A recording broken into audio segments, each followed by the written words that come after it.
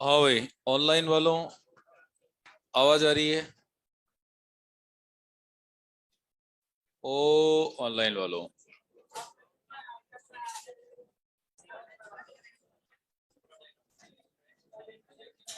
ओ online वालों, आवाज आ रही है क्या? Very good. चलो, अब ये बता दो कहां तक पढ़ लिया था। अच्छा अच्छा अच्छा अच्छा।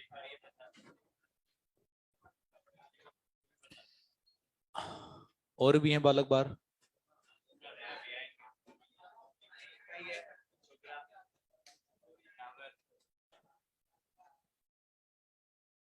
चलो, तो आज तो तुम सेकंड क्लास में भी कमी आई, कल टेस्ट टेस्ट लिए।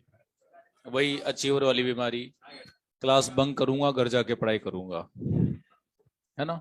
फिर इनकी रैंक आएगी नीचे से।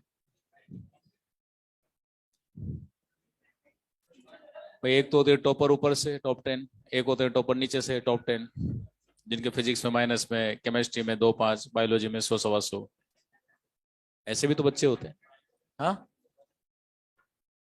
अच्छा। चलो,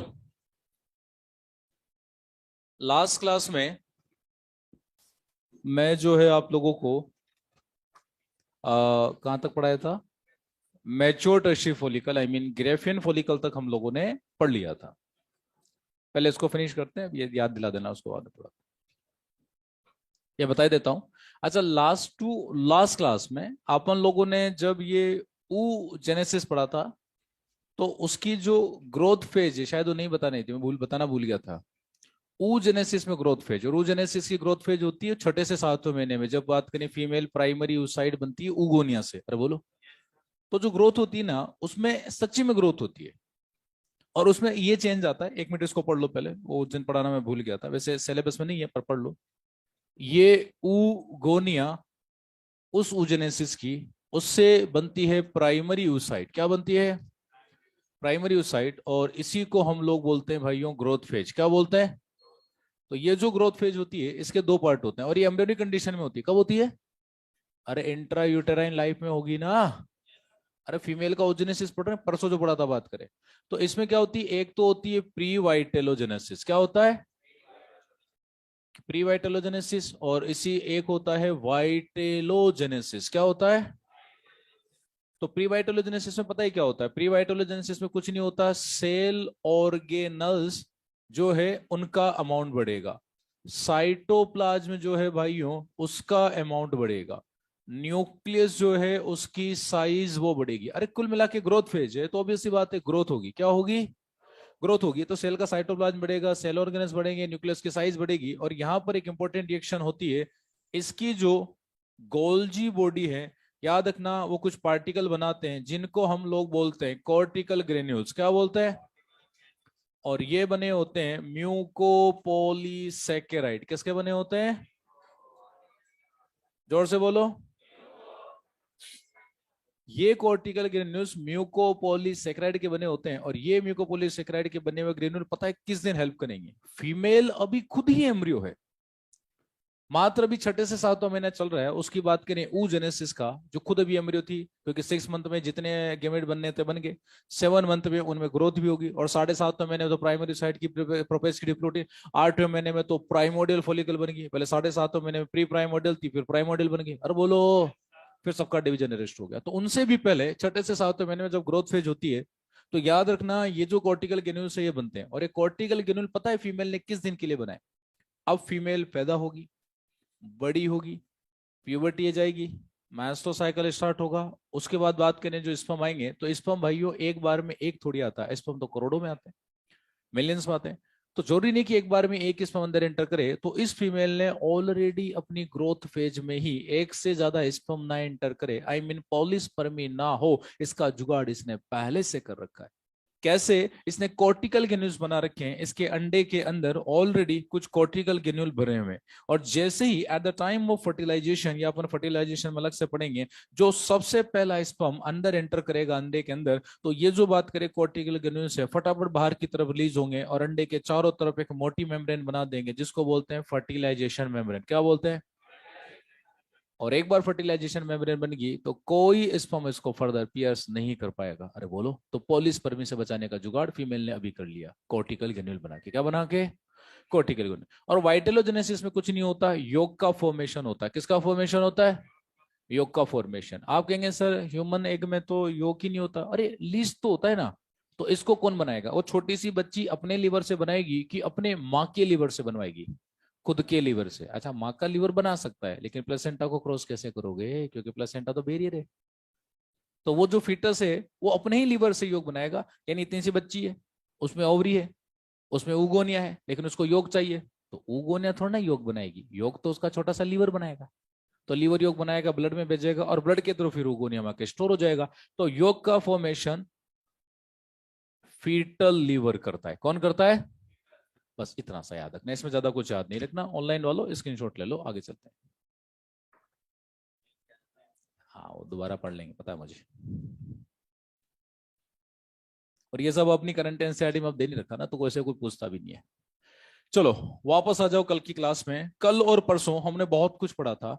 कुछ बच्चे थे, आप में ज्यादातर कल और परसों भी एब्सेंट प्रेजेंट थे, यदि वो एब्सेंट भी था तो मैं 5 मिनट में पूरा रिवीजन करा देता हूँ, क्योंकि उसके बिना आगे फिर समझ में नहीं आएगा। फटाफट से रिकॉल करते हैं। अलर्ट होके बैठो, बिल्कुल ऐसा अलर्ट होके बैठा करो, बाहुबली की तरह। हाँ हाँ, बिल्कुल ऐसा, बिल्कुल। हाँ हाँ, बैठो बाहुबली की तरह, एटीट्यूड पुष्पा की तरह रखो। अब तुम बैठ तो बात करें पुष्पा की तरह, एटीट्यूड बाहुबली वाला है, जैसे तो कोई महिष्मती साम्राज्य के राजा हो। अरे बोलो। हाँ, कुछ तो ऐसे नहीं बैठते, कुछ तो दोनों चप्पल खोल के ऊपर पांव करके बैठते यूं करके। हाँ, इधर देखो, बात करें, सुनो। मैं सब कुछ रिकॉल करा रहा हूँ, फटफट याद रख लेना, सब कुछ रिकॉल हो जाएगा। कल तक मैंने आपको ग्रेफिन फॉलिकल तक पढ़ा दिया था ना, तो बस ग्रेफिन फॉली तक का पूरा डेवलपमेंट पढ़ लो, चाहे फिर oocyte का हो चाहे उगोनिया का। चलो फीमेल की लाइफ शुरू करते हैं। फीमेल का बात करें, 6 मंथ। न्यू मानो फॉर एग्जाम्पल मैं गायनेकोलॉजिस्ट हूँ, एक 6 मंथ की प्रेग्नेंट फीमेल मेरे पास आती है कि डॉक्टर साहब मेरे को चेक करो। मेरे पास सपोज ऐसा कोई अपरेटस है, वैसे होता नहीं, पर मान लो मैंने उनको चेक किया, मैंने उनको बोला कि मैडम आपकी बेबी फीमेल 6 महीने की, इसकी चिनी चिनी सी ओवरीज में लाखों क्या रखी हुई है? उगोनिया। 7वें महीने में लाखों क्या रखी हुई है? Primary oocyte। यानी ग्रोथ फेज अभी जो पढ़ाई ना, ये इस ड्यूरेशन में थी, 6 से 7वें में, ठीक है।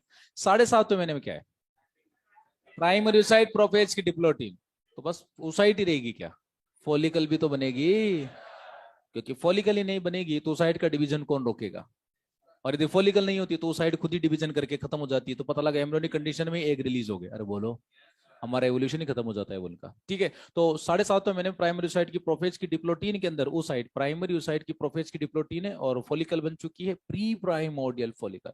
और 7.5 से 8वें महीने में वो थोड़ी सी बड़ी होती है, मतलब वो वाटर एब्जॉर्ब करके थोड़ी बड़ी हो जाती है, कोल्यूमनार बन जाती है, बाकी तो कोई चेंज नहीं हुआ। तो प्री नाम हटा दो और उसको बोल दो प्राइमोर्डियल। क्या बोल दो? और मैडम को बोल दो कि मैडम अब आपकी बच्ची में कोई चेंज नहीं आने वाला, ना फॉलिकल में ना oogenesis में। आई मीन इसका बात करें गेमेट में। क्यों? क्योंकि गेमेटोकाइनेटिक फैक्टर भी एफएसएच है और फॉलिकल स्टिमुलेटिंग हार्मोन भी एफएसएच ही है, और दोनों प्यूबर्टी पर मिलेगा। So she have to wait at least till बात करें प्यूबर्टी। और अभी तो पैदा ही नहीं हुई, तो फीमेल पैदा होगी। अच्छा, 8वें महीने में नंबर कितना उनका? 7 मिलियन। पैदा होते टाइम नंबर कितना है? 2 मिलियन। प्यूबर्टी का टाइम कितना है? 4 मिलियन। अब प्यूबर्टी का मतलब आपको मतलब बताया था। आज यूं मानो आज रात को रिलीज होगा जीएनआरएच। क्या रिलीज होगा? आज मैंने उस दीदी को चेक किया है, तो मैंने क्या देखा उसके अंदर, मेरी बात करें, 4 lakh primordial follicle. Embryonic condition के 8वें महीने में 7 मिलियन थी, एट बर्थ 2 मिलियन थी, यानी 50 लाख तो 1 1.5 महीने में खत्म हो गई। 8वें से 9वां महीना, 1 महीने में 50 लाख खत्म होगी। सबका एक ही आंसर है, बोलिए क्या आंसर है? क्या एफएसएच ज्यादा होना? अनअवेलेबल होना है ही नहीं एफएसएच, तो मरेगी अपना आप ही। अरे बोलो। ठीक है, फिर फीमेल बात करी, प्यूबर्टी एज पर आई, तो मैंने कहा दीदी आज रात से जीएनआरएच होगा? बोले हाँ सर। तो मैंने कहा चल चेक करते हैं तेरे को। मैंने उसको चेक किया और मैंने क्या देखा? 4 लाख 4 लाख प्राइमोडियल फॉलिकल रखी हुई है, और उस साइड वही प्राइमरी साइड की प्रोफेज की डिप्लोटी। क्योंकि उस साइड के अंदर याद रखना, जब तक ग्राफेन फॉलिकल नहीं बनती, 12वां 13वां दिन नहीं आता, तब तक उसमें कोई चेंज नहीं होगा, भूल जाओ। उस साइट में फर्दर चेंज केवल और केवल ग्राफेन फॉलिकल के अंदर मेस्ट्रोसाइकिल के 12वें 13वें दिन आएगा। उसके बिना उसमें कोई चेंज कभी नहीं आएगा, चाहे वो मर जाएगी, और 99% तो मरती ही है। ठीक है, अब फीमेल बात करें, आज जीना चली जाओ, मैंने कहा बहन अब घर चली जाओ, जिस दिन मेस्ट्रो साइकिल स्टार्ट होती ना, फीमेल बात करें 8-10 महीने में आई, तो इस ड्यूरेशन में उसमें मीनार्स पीबार्स सेलार तीनों बड़े चेंज आए। और यूं मानो आज उसमें मेस्ट्रो साइकिल स्टार्ट हो रहा है, क्योंकि अब जो भी चेंज होगा वो बात करें, सॉरी अभी ड्यूरिंग प्यूबर्टी कुछ चेंज होगा, लेकिन वो सारा चेंज फॉलिकल में होता है। और अब मैंने उसको बोला कि दीदी आपके अंदर 60,000 to 80,000 पर ओवरी, और बोथ ओवरी बात करें तो 1.2 to 1.6 ले प्राइमरी फॉलिकल से, क्या है। तो ड्यूरिंग प्यूबर्टी उसको जो मिला वो एफएसएच मिला, और एफएसएच मिला तो सारा एफएसएच बाहर वाली सेल्स ने एब्जॉर्ब कर लिया। लेकिन हमारी एनसीईआरटी के अकॉर्डिंग, क्योंकि मेरे अकॉर्डिंग तो, क्योंकि आप लोग 4 महीने बाद एमबीबीएस में जाओगे, मेरे अकॉर्डिंग तो आप में से हर बच्चा जो ऑनलाइन अभी पढ़ रहा है, ऑफलाइन, हर बच्चा आप 4 महीने बाद किसी एमबीबीएस कॉलेज के लिए एंटाइटल हो जाएगा, एलिजिबल हो जाएगा कि सर हमारा नीट हमने फोड़ दिया, और अब सबके बात करें 650 सुपर नंबर आ रहे हैं, कुछ के 700 सुपर भी आ रहे हैं, भाई के 720, है ना। तो वहां तुम लोग यही पढ़ोगे, कोई सी बुक रेफर कर लेना, इवन चाहे आप तो गूगल कर लेना, बुक कहाँ रेफर करो अभी कर लेना घर जाने के बाद, कि जोनापोली सोडा कब बनता है, हर बुक आपको यही बताएगा कि साहब प्राइमरी फोलिकल में बनता है ड्यूरिंग प्यूबर्टी। लेकिन हमारी जो एनसीईआरटी है, देवताओं द्वारा लिखित पुस्तक, उस एनसीईआरटी में ये लिखा हुआ है कि फीमेल में बात करें जो है जोना पेलुसिडा ग्रेफियन फॉलिकल के अंदर जब सेकेंडरी यूसाइड बनती है, क्योंकि सेकंड यूसाइड सिर्फ ग्रेफियन फॉलिकल में बनती है, अरे बोलो, उसमें बनेगी, तो हम भैयों एनसीईआरटी ही फॉलो करेंगे। खुद कितने भी सही है, वो सही नहीं है, एनसीईआरटी गलत है फिर भी सही है। एनसीईआरटी जिंदाबाद, जिंदाबाद, जिंदाबाद, हेल एनसीईआरटी। समझ में आ गया, बिल्कुल एनसीईआरटी जिंदाबाद है भाई, बायोलॉजी हो गया तो। अब सुनो, फीमेल प्यूबर्टी एज पर आ गई, फीमेल बोला कि सर मेट्रो साइकिल के रेडी, मैंने कहा बहन प्राइमरी यूसाइट बन चुकी है आपके अंदर 60,000 पर ओवरी, और दोनों ओवरी से मिलाकर 1.2 to 1.6 है। Now she is ready for the metro cycle. अब जो भी चेंज आएगा मेट्रो साइकिल में आएगा, तो अब हम साइकिल पढ़ेंगे, साइकिल साइकिल साइकिल, तो साइकिल कौन सा वाला पढ़ेंगे, तो साइकिल साइकिल होता है भाई, सही बात है। कार्डियक साइकिल में जब लबडब आता है तो जिंदगी भर लबडब ही आता है, तो हर मेट्रो साइकिल में यदि एक अंडा रिलीज होता है तो एक ही होगा, एक ग्रेफिन फॉलिकल बनेगी, अरे बोलो, यूट्रस मोटा चिपचिपा स्टेबल होगा, बस यही होता है और कुछ नहीं होता। साइकिल साइकिल होता है, मेरी मर्जी में कोई सा पढ़ाओ, मुझे खुद को नहीं पता मैं कौन सा पढ़ा रहा हूँ, मैं साइकिल पढ़ा रहा हूँ, तो साइकिल कोई सा भी हो सकता है, अरे बोलो। तो इसमें कोई चेंज नहीं आता भाइयों, साइकिल साइकिल होता है, तुम्हारी जो मर्जी है पढ़ो। अब इसमें भी मैं डेवलप कराता कराता आपको बात करी, चूंकि मैंने बता दिया था कि मेस्ट्रो साइकिल टेक्निकली गलत पढ़ाया जाता है, मेस्ट्रो साइकिल पढ़ा दिया था कल। स्टार्ट हम लोग टेक्निकली रॉन्ग इसको पढ़ते हैं ब्लीडिंग से, कहां से पढ़ते हैं, जिस दिन ब्लीडिंग होती है उसको फर्स्ट डे काउंट करते हैं, बट टेक्निकली पिछले मेस्ट्रो साइकिल का 24th डे होता है, 24, 25, 26, 27, 28, अरे बोलो। ठीक है, तो अब चूंकि हम लोग साइकिल पढ़ रहे हैं, तो सबसे पहले तो पिछले मेस्ट्रो साइकिल की ब्लीडिंग को रोको, तो क्या होगा कि ब्रेन से लगभग लगभग दूसरे दिन के लास्ट या तीसरे दिन की शुरुआत में एफएसएच आ जाएगा, एफएसएच आएगा तो 6 से 12 प्राइमरी एक्टिवेट होगी, और कुछ घंटों बाद ही वो सेकेंडरी में कन्वर्ट हो जाएगी, फटाफट थीका इंटरना बनेगा, थीका इंटरना बनते ही एस्ट्रोजन आएगा, और एस्ट्रोजन दीवारों को रिपेयर करना शुरू करेगा। तीसरा दिन वो ब्लीडिंग को, फीमेल को समझ जाना चाहिए ब्लीडिंग कम हो रही है, हाँ भाई दीदी ब्लीडिंग कम हो रही, तो समझ लो कि हर हाल में मेस्ट्रो साइकिल नेक्स्ट वाला स्टार्ट हो चुका है, क्योंकि जीएनआरएच आ चुका है, एफएसएच आ चुका है, थीका सॉरी बात करें सेकेंडरी फॉलिकल बन चुकी है, थीका इंटरना का फॉर्मेशन हो चुका है, एस्ट्रोजन बन रहा है, और एस्ट्रोजन ही दीवारों को रिपेयर कर रहा है, ब्लीडिंग कम हो रही है, मतलब समझ जाओ कि एस्ट्रोजन आ गया, अरे बोलो। यानी अगला मेस्ट्रो साइकिल हिडन फॉर्म में या ओवरलैप्ड फॉर्म में स्टार्ट हो चुका है, और वो थर्ड डे ही हो जाता है, और तीसरा दिन लाते आते ब्लीडिंग बहुत कम हो जाएगी, चौथे दिन तो और कम हो जाएगी, पांचवें दिन तो खत्म ही हो जाएगी, लेकिन अब पांचवें दिन को ब्लीडिंग फेज में ही कंसिडर करते हैं, और छठे दिन से तो नई दीवारें बनना शुरू। अब मैंने आपको एक चीज बोली थी कि फॉलिकल कोई सी भी हो वो बनाती एस्ट्रोजन ही है, बनाते, तो सुनना, यूट्रस को देखो 6, 7, 8, 9, 10, 11, 12, 13, फॉलिकल कोई सी भी हो एस्ट्रोजन बनाएगी, क्या बनाएगी, क्या बनाएगी, और एस्ट्रोजन बनाएगी तो यूट्रस की तो मौज हो रखी है।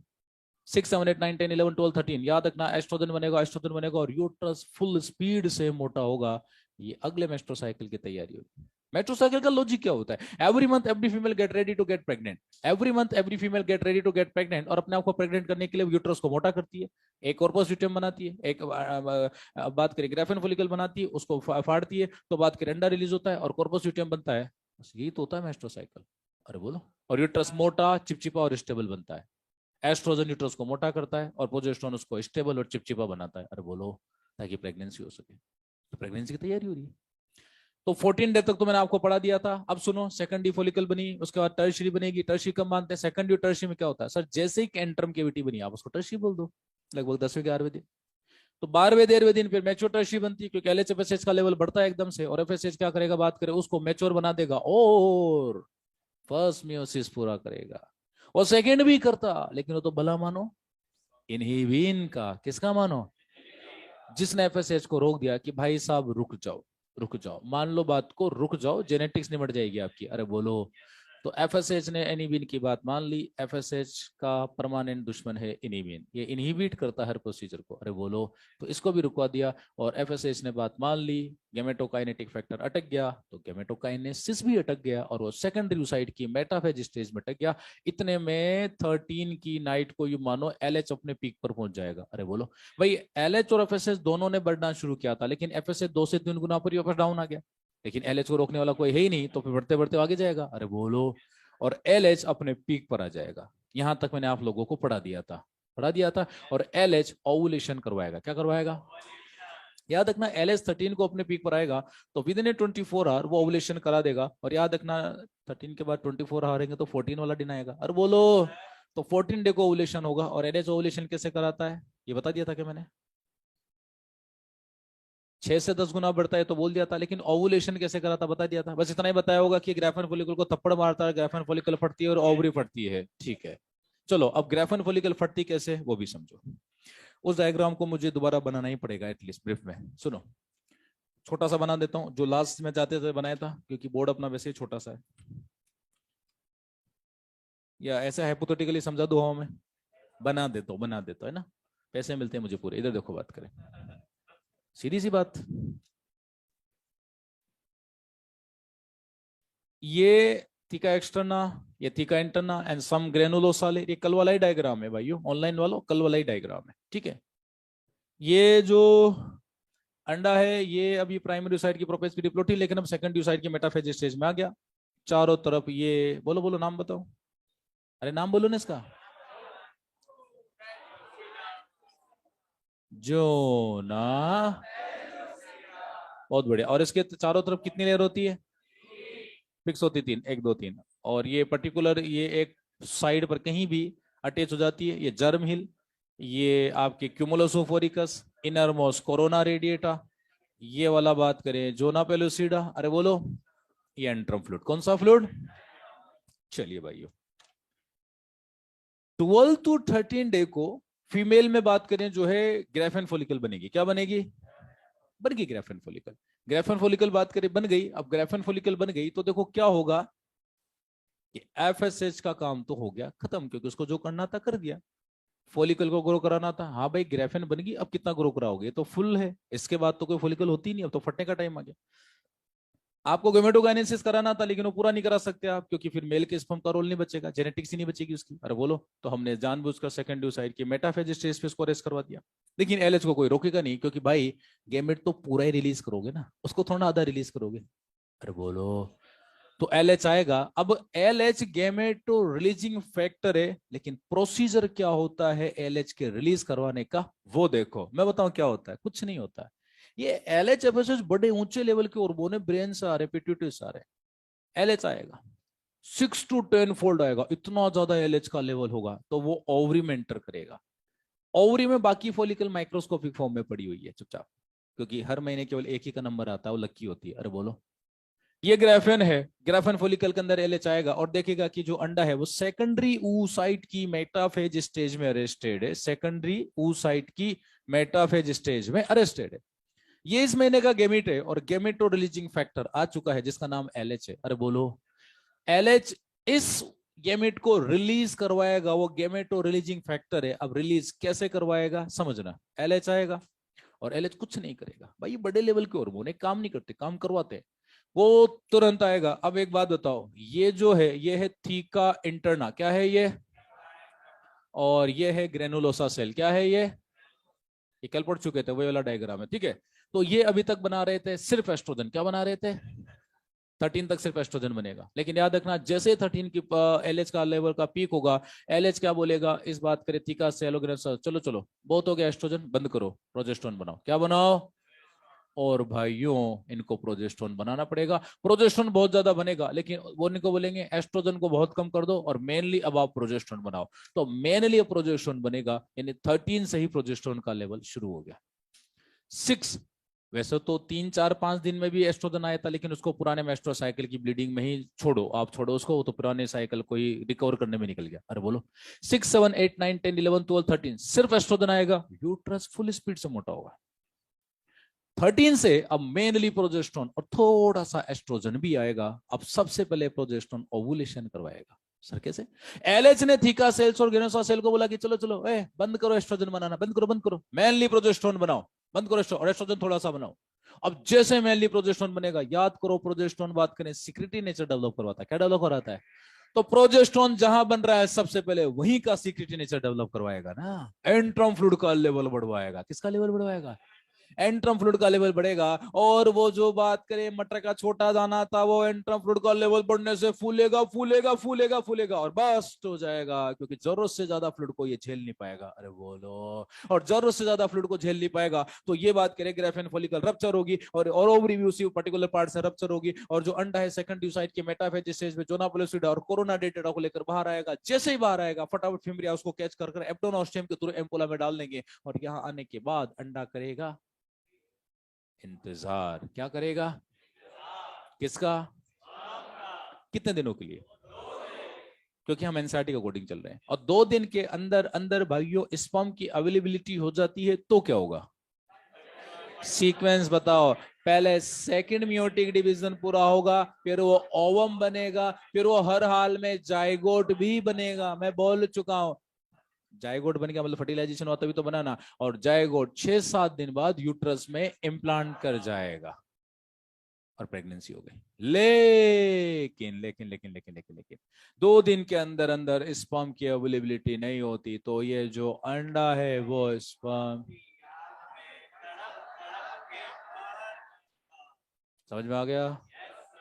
2 दिन के अंदर, देखो हम एनसीईआरटी के अकॉर्डिंग चल रहे हैं, 2 दिन के अंदर अंदर यदि बात करें स्पर्म की अवेलेबिलिटी नहीं होती ना, तो ये जो अंडा है बात करें वो एक तरह से ऑब्वियस बात है स्पर्म की याद में ही तड़प तड़प के मरेगा। अरे बोलो, मर जाएगा, मर गया भाई, ठीक है, स्पर्म की याद में अपनी जान दे दी, मर गया, मर गया।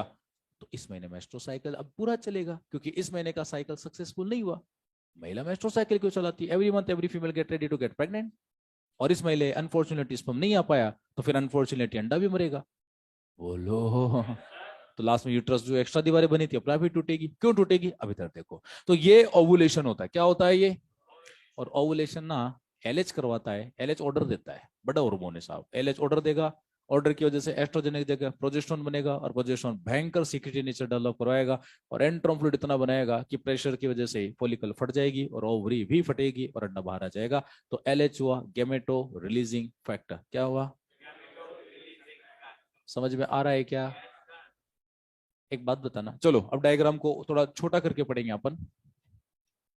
ये कल वाला ही डायग्राम था,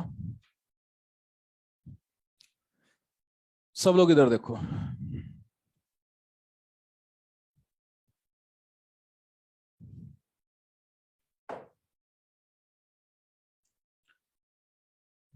ये मैं अगला डायग्राम बना रहा हूं, जो भी सीक्वेंस मारा है 6 नंबर पे, रप्चर्ड ग्रेफेन फॉलिकल। क्या बनाया मैंने? मैं डेट भी लिख रहा हूं, on 14th day of menstrual cycle. कारण भी लिख देता हूं, due to LH, due to LH की वजह से हुआ भाई, क्योंकि ग्रेफेन फॉलिकल को उसी ने रप्चर करवाया। हाँ, हेल्प किया है प्रोजेस्टेरोन ने। किसने हेल्प किया है? रीजन तो उसका बात करें जो एलएच था, लेकिन बात करें फाइनली तो प्रोजेस्टेरोन रिलीज हुआ, और उसने सिक्रेटरी नेचर इतना डेवलप करवाया, कितना सिक्रेशन हुआ, इतना सिक्रेशन हुआ कि फाइनली ग्रेफेन फॉलिकल ही नहीं ओवरी भी रप्चर हो गई। और बोलो, अब सब लोग इधर देखो। ओ भाइयों, सुपर इंपोर्टेंट पार्ट अब आया है, सीधे से सुनना, एक एक वर्ड को रटना नहीं है, एक एक वर्ड को लॉजिकली समझना है, ठीक है? इधर देखो, मैं डायग्राम को थोड़ा जानबूझकर छोटा बना देता हूं। क्यों? क्योंकि अपने को इसी पार्ट में सारे डायग्राम बनाने, कंटेंट वही है, डायग्राम की साइज छोटी है। ये ग्रेफेन फॉलिकल रप्चर हो गई, तो ये थीका एक्सटर्ना, और यू मानो ये है थीका इंटरना। क्या है ये? Theca interna. And some granulosa जो लेयर्स है, ऑब्वियसली बात है वो तो इसी के साथ अटैच रहेगी, वो कहां जाएगी? अरे बोलो, ये ग्रेनुलोसा लेयर है। यू मानो ये ओवेरी का पेरिफेरल पार्ट है और ओवरी के पार्ट को पियर्स करके फोड़ के ये जाता हुआ अंडा, रनिंग अंडे का डायग्राम बना लेते हैं, जो कि अपनी सेकेंडरी oocyte की मेटाफेज स्टेज में जा रहा है। ये सीलोम में गिर रहा है। गिरते हुए अंडे का हम लोग, या बात करें रिलीज होते हुए अंडे का, हम लोग बात करें डायग्राम बना रहे हैं रिलीज होते हुए अंडे का। ये देखो बात करें, ठीक है। अंदर की तरफ एक लेयर होगी, बाहर भी एक लेयर होगी। सेल्स की बात करें जो है, बाहर वाली लेयर का नाम बोलो। बहुत बढ़िया। अंदर वाली का नाम बोलो। बहुत बढ़िया। अंदर वाली का नाम है जोना पेलुसिडा, बाहर वाली का नाम है कोरोना रेडिएटा। और इन दो लेयर के साथ ये अंडा रिलीज हो रहा है, ये गेमेट रिलीज हो रहा है। और जैसे ये सीलोम में गिरेगा, फटाफट फिमरिया इसको कैच कर लेंगे। इसलिए ह्यूमन के अंडे को बोलते हैं सीलोमिक अंडा। क्या बोलते हैं? अरे क्या बोलते हैं? सीलोमिक अंडा बोलेंगे। अब सुनना, ये ग्रेफेन फॉलिकल रप्चर होगी भाइयों। एक एक वर्ड सुनना, सब कुछ इधर ही याद हो जाएगा। बात करें, एक मुझे पहले ये बताओ, ये ग्रेफेन फॉलिकल रप्चर हो गई, लेकिन रप्चर होने के 24 घंटे पहले से ये मेनली बना रही है प्रोजेस्ट्रॉन और थोड़ा सा एस्ट्रोजन। तो मैंने प्रोजेस्ट्रॉन का एरो इतना बड़ा है, मतलब ज्यादा बनेगा, और थोड़ा सा एस्ट्रोजन भी बनेगा। और याद करो, प्रोजेस्ट्रॉन ग्रेफेन फॉलिकल फटने के 24 घंटे पहले से बनेगा, क्योंकि एक बार प्रोजेस्टेरोन बनने लग गया तो 24 घंटे में ओवुलेशन करवा देगा। अरे बोलो, क्योंकि उसको भी तो एटलीस्ट 24 घंटे लगेंगे ना फ्लूइड का अपना प्रेशर बढ़ाने में, सिक्रीशन करने में। अरे बोलो। तो एलएच जिस दिन आता है, वो बात करें पहले तो सिक्रेटरी नेचर चेंज करेगा। बात करें थीका सेल्स का, उनको बोलेगा कि एस्ट्रोजन एक जगह मेनली प्रोजेस्टेरोन बना, और प्रोजेस्टेरोन बात करें सिक्रेटरी नेचर तगड़ा वाला डेवलप कराएगा इन्हीं गिरोसा सेल्स का, और इतना ज्यादा इंटरम फ्लूइड बनेगा कि बात करें जो है ग्रेफेन फॉलिकल भी फटेगी और ओवरी भी उस जगह से फटेगी और अंडा रिलीज हो जाएगा। सेकेंडरी oocyte की मेटाफेज स्टेज में जोना पेलुसिडा कोरोना रेडिएटा को लेकर बाहर आ जाएगा। लय दक्षिणा दीजिए। दे दिए हो? ठीक है, एडवांस में। ठीक है, हमें महीने की 7 तारीख को मिलती है। इधर देखो, आज तो दो ही रे बाबा। इधर देखो बात करें, हाँ बिल्कुल पार्टी भंडारा करेंगे। आप पार्टी क्या करें? इधर देखो तुम लोग, है ना, आओ आओ इधर देखो। हाँ, इधर देखो। अब सुनो, बस एक क्वेश्चन का आंसर दे दो। ये जो ग्रेफेन फॉलिकल है, एक्चुअली वो तो रप्चर होने के 24 आवर पहले से प्रोजेस्टेरोन बना रही है ना, तो फटने के बाद भी तो प्रोजेस्टेरोन नहीं बनाएगी भाई, उसमें नेचर में थोड़ा चेंज आएगा। प्रोजेस्टेरोन की वजह से फटी थी और एलएच ने नेचर चेंज कर दिया, और एलएच उस दिन याद करो 6 से 10 गुना बढ़ा था। कितना गुना बढ़ा था? कितना गुना बढ़ा था? 6 to 10 फोल्ड बढ़ा था। और याद रखना इतना जरूरी है, क्योंकि इसके बिना ओवुलेशन नहीं हो सकता, क्योंकि बहुत सारा कंसंट्रेशन चाहिए एलएच का, क्योंकि एलएच गेमेटो रिलीजिंग फैक्टर है और गेमेट को पूरा रिलीज कराना है। तो जितना लेवल बढ़ा सकते हो बढ़ा दो, और 6 से 10 गुना में अपना काम हो जाता है। अरे बोलो। याद रखना, ये ग्रेफेन फॉलिकल नहीं है, ये रप्चर्ड ग्रेफेन फॉलिकल है। और मिस्टर आरवी ग्राफ ने मैच्योर टर्शियरी फॉलिकल को एक्सप्लेन किया था, फटी फॉलिकल के बारे में उन्होंने कुछ नहीं बोला था, तो हमने बोल दिया रप्चर्ड ग्रेफेन फॉलिकल। ये बोलना गलत है। तो आप कहेंगे सर एक बात बताओ, ग्रेफेन फॉलिकल रप्चर हो गई, तो अब इस फॉलिकल को आप नाम क्या दोगे? भाइयों समझो, ये सब कुछ ओवरी के कोर्टेक्स पार्ट में हो रहा है, बाकी फॉलिकल माइक्रोस्कोपिक है। ये इतनी बड़ी ओवरी होती है, उसमें एक ग्राफेन फॉलिकल है जो एक ही बन पाती है हर महीने, और वो लगभग एक मटर के दाने के बराबर हो जाती है, लगभग 1 सेंटीमीटर बड़ी। अरे बोलो, ये मटर का दाना है जो फट चुका है, उसका फ्लूइड लीक हो गया, वो कोई मैटर नहीं करता, अंडा जा रहा है और फाइनली कैच होकर एम्पुला ऑफ फेलोपियन ट्यूब में चला जाएगा। और ये फटी हुई बात करें Graafian follicle literally progesterone high concentration में और थोड़ा सा एस्ट्रोजन भी बनाएगी। अब इसको नाम चेंज करना पड़ेगा यार। क्यों? क्योंकि आरवी ग्राफ की उन्होंने तो बोला ही नहीं था इसके बारे में कुछ, उन्होंने तो मैच्योर टर्शियरी फॉलिकल का एक्सप्लेन किया था। तो मैं बताऊं, इसका नाम रखते हैं यार। अब नोमेनक्लेचर क्या होता है कि साइंटिस्ट वही लॉजिक के अकॉर्डिंग कर देते हैं जो भी। अब हम लोग ही होते हैं साइंटिस्ट, और कौन होते हैं? वो सींग थोड़ी होते हैं उनके ऊपर। एक बात बताओ, सुनो, इस ग्रेफेन फॉलिकल को फाड़ा किसने? एलएच ने। किसने फाड़ा? ठीक है। और एलएच का कितना लेवल बढ़ा था उस दिन? 6 to 10 फोल्ड। अब एलएच का जो लेवल, यू मानो कि 14 को अपने पीक पर था, 6 to 10 फोल्ड बढ़ा 14 को। तो ऐसा थोड़ा ना होगा कि 14 को 6 to 10 फोल्ड बढ़ा और 15 को एकदम से गायब हो गया भाई। अरे जो पीक पर आया है ना हार्मोन एलएच, उसको प्रैक्टिकली बॉडी में वापस अपना नॉर्मल लेवल अटेन करने में, क्योंकि जो 10 गुना बढ़ा है उसको डाउन जाने में अगले 9 दिन लगेंगे। कितने दिन लगेंगे? नेक्स्ट 9 दिन। तो 14 + 9 कितने हुए? जल्दी बताओ। 14 + 9 कितने हुए? तो एक बात बताओ, क्या फीमेल की बॉडी में 23 तक एलएच का लेवल हाई रहेगा? भाई एक तो क्या होता है कि कोई हार्मोन यूं चल रहा है, 10% भी बढ़ता है तो कितना हो जाता है, 10% भी। अरे ये तो 10 गुना बड़ा है, और 10 गुना का मतलब 1000% होता है, 1000%।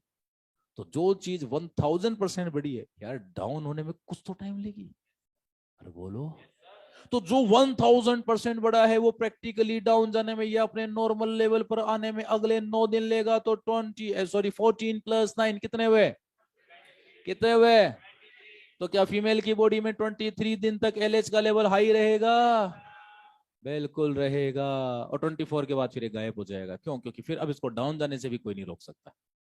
हाई हुआ था, अच्छी बात है, अब डाउन जाएगा। लेकिन सुनना भाई मेरे, एलएच ने इस फोलिकल को फाड़ा है, तो भाई इस फटी हुई फोलिकल का नाम भी एलएच ही देगा। अब साइंटिस्ट ने सोचा कि यार एलएच तो ल्यूटिनाइजिंग हार्मोन है, और इसको कुछ तो बोले। और साइंटिस्ट ने लगाया दिमाग, बोले ल्यूटिनाइजिंग हार्मोन है, ल्यूटिन नाम यहां से ले लेते हैं, और किसी फटी हुई बॉडी को स्ट्रक्चर को हम कॉर्पस बोल देते हैं। नाम दे दिया कॉर्पस ल्यूटियम। क्या नाम दे दिया? मेंटेन कौन कर रहा है इसको? एलएच। कौन मेंटेन कर रहा है? इस कॉर्पस ल्यूटियम को मेंटेन किसने किया? इसको फाड़ा किसने? इसको नाम किसकी वजह से मिला? तो भाई मेरे, ये एलएच की वजह से ही नाम मिला है। और जब तक एलएच रहेगा तब तक कॉर्पस ल्यूटियम फीमेल की बॉडी में रहेगी। तो एलएच कितनी डेट तक रहेगा? तो कॉर्पस ल्यूटियम कब तक रहेगी? तो मेनली प्रोजेस्टेरोन कब तक रिलीज होगा? खत्म बात। नहीं आया समझ में? नहीं रटो मत, हर चीज का लॉजिक है। इधर देखो, बात करें। एलएच आया 13 को पीक पर, है जी। ग्रेफेन फोलिकल को फाड़ दिया, उसने प्रोजेस्टेरोन बनवाया। तो भाई प्रोजेस्टेरोन तो बनता जाएगा, आपको क्या इश्यूज से। लेकिन ये फोलिकल फट गई तो भैया इसका नाम चेंज करो। तो साइंटिस्ट ने नाम दिया कि यार एलएच ने इसको फड़ा है। और जब तक अब फीमेल की बॉडी में एलएच रहेगा ना, तब तक ये बॉडी मेंटेन रहेगी। और प्रोजेस्टेरोन मेनली और थोड़ा थोड़ा एस्ट्रोजन रिलीज करते रहेगी। और नेचुरली प्रोजेस्टेरोन, नेचुरली एलएच जो है वो 23 तक रहेगा, क्योंकि जो पीक गया है वो डाउन आने में कुछ तो दिन लगाएगा। अरे बोलो। तो बात करें 23, बात करें 14 + 9 23, क्या 23 तक एलएच का लेवल हाई रहेगा? तो कॉर्पस ल्यूटियम मेंटेन रहेगी, प्रोजेस्टेरोन आता रहेगा, थोड़ा थोड़ा एस्ट्रोजन भी आएगा। मजे आ गए यूट्रस के तो। सर कैसे? इधर देखो, अब यूट्रस की बात करते हैं। कल की क्लास आज की क्लास दोनों मिक्स करो। ये यूट्रस है, पिछले महीने की ब्लीडिंग हो रही थी, छोड़ो उसको, सीधा 6 डे पर आ जाओ, ब्लीडिंग खत्म होगी, आपने रोक दिया अगले मेस्ट्रोस के एस्ट्रोजन से। अब देखो 6 7 8 9 10 11 12 13, यूट्रस की जो मोटाई है वो फुल स्पीड से होती है, क्योंकि सिर्फ एस्ट्रोजन आता है। क्या आता है? और एस्ट्रोजन सिर्फ ग्रोथ कराता है। लेकिन अब सुनो, 14 15 16 17 18 19 20 21 23, इन दिनों थोड़ा थोड़ा एस्ट्रोजन आएगा तो ग्रोथ अभी भी होगी, लेकिन स्पीड उसकी बढ़ने की कम हो जाएगी। तो 23 को यूट्रस मैक्सिमम मोटा होगा। लेकिन सुनो भाइयों, 13 से लेकर 23 तक जो प्रोजेस्ट्रोन आएगा, प्रोजेस्ट्रोन 3 काम करता है यूट्रस में। एक तो जो दीवारें बन चुकी है उनको मेंटेन करता है, यूट्राइन कॉन्ट्रेक्शन को रोक के रखता है, जो यूट्रस नॉर्मली कॉन्ट्रेक्शन करता रहता है उसको रोक के रखता है, और तीसरा इनरमोस्ट एंडोमेट्रियम को चिपचिपा बनाएगा। और इन तीनों कारणों से ही प्रेगनेंसी होगी और मेंटेन भी होगी। कैसे? जायगोट आएगा तो यदि वो दीवारें बिल्कुल ड्राई है तो फिर वो अटैच ही नहीं हो पाएगा, तो नीचे गिर जाएगा। अरे बोलो। तो यदि चिपचिपी है तो उसमें उलझ जाएगा और दीवारों के अंदर एंटर करेगा, और दीवारों के बीच में बच्चा है तो यूट्राइन कॉन्ट्रेक्शन रुके हुए, दीवारें मेंटेन है और चिपचिपी है, और तभी तो प्रेगनेंसी होगी। और अगले 9 महीने तक बच्चा दीवारों के बीच में रहेगा। यूट्राइन कॉन्ट्रेक्शन स्टेबल होने चाहिए। और अभी तो बाकी एमनियोटिक फ्लूइड बनाने का काम भी प्रोजेस्टेरोन का ही है। तो एक बात बताओ, प्रोजेस्टेरोन ही तो प्रेगनेंसी हार्मोन होता है। नहीं समझ में आया? नहीं आया, नहीं आया, नहीं नहीं नहीं आया, नहीं आया। नहीं, ऐसे थोड़ी समझ में आता, एक ही बार में समझ आता लोगों, ऐसा थोड़ी होता। बात करें इतनी कॉम्प्लिकेटेड, एक ही बार दोनों इंटेलिजेंट हो तुम लोग तो यार। इधर देखो, इसको फाड़ा किसने? एलएच। कौन सा दिन फाड़ा? है 14 डे।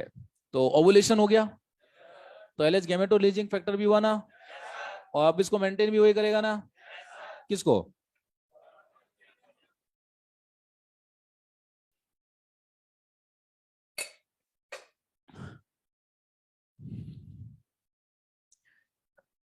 इस फॉलिकल को फाड़ा उसने तो मेंटेन भी यही करेगा। तो साइंटिस्ट ने सोचा कि यार इसको कंप्लीटली एलएच ही कंट्रोल कर रहा है, तो नाम इसको दे दो एलएच की वजह से कॉर्पस ल्यूटियम। क्या नाम दे दिया? अब जल्दी से बताओ, ये कॉर्पस ल्यूटियम तो फटने के पहले से प्रोजेस्टेरोन बना रही थी, क्योंकि प्रोजेस्टेरोन नहीं तो उसको फाड़ा है। एलएच की वजह से हुआ क्या सब कुछ। तो एलएच गैमेटोलीजिंग फैक्टर है और पहले से प्रोजेस्टेरोन बनाएगी। और सुनना, अब जैसे जैसे बात करें 23 देखिए जब जाएगी ये और ज्यादा प्रोजेस्टेरोन बनाएगी। हाँ माना है कि एलएच का लेवल धीरे धीरे डाउन जाएगा, लेकिन इसका प्रोजेस्टेरोन का लेवल और बढ़ेगा। अरे बोलो, तो एक बात बताओ, 23 वाले दिन फीमेल का यूट्रस मैक्सिमम थिक होगा, मैक्सिमम स्टेबल होगा और मैक्सिमम चिपचिपा होगा। अरे बोलो, और याद रखना इन्हीं दिनों में इम्प्लांटेशन होता है, इन्हीं दिनों में। अब चलो वो छोड़ो, फिलहाल ओवरी की तरफ ध्यान देते हैं, यूट्रस बाद में ध्यान देंगे। इधर देखो, अंडे को भी छोड़ो, वो अपने को फ्यूचर पता है। 2 दिन के अंदर अंदर ये एम्पुला में जाएगा। 2 दिन में स्पर्म आ गया तो स्पर्म में उसको पहले तो टच करेगा, सेकंड म्यूटेटिव डिवीजन पूरा होगा, फिर ये ओम बनेगा, फिर अंदर घुसेगा, जाइगोट बनेगा और 6-7 दिन बाद यूट्रस में जाके इम्प्लांट कर जाएगा। लेकिन 2 दिन स्पर्म नहीं आया तो ये जो अंडा है वो स्पर्म की याद में तड़प तड़प के अपनी जान दे देगा, उधर ही मर जाएगा। बात करें, अरे बोलो ठीक है। अब इधर देखो, याद रखना ये जो ग्रेफेन फॉलिकल थी या कोई भी फॉलिकल, ये सब एवेस्कुलर होती है। कैसी होती है? तो आप कहेंगे sir sir sir sir sir रुको रुको रुको रुको, एक बात बताओ, सपोज ये फीमेल 13 ईयर की है, जिंदगी का फर्स्ट मेस्ट्रुअल साइकिल है, या ये सपोज फीमेल 50 ईयर की है, जिंदगी का लास्ट मेस्ट्रुअल साइकिल है जी।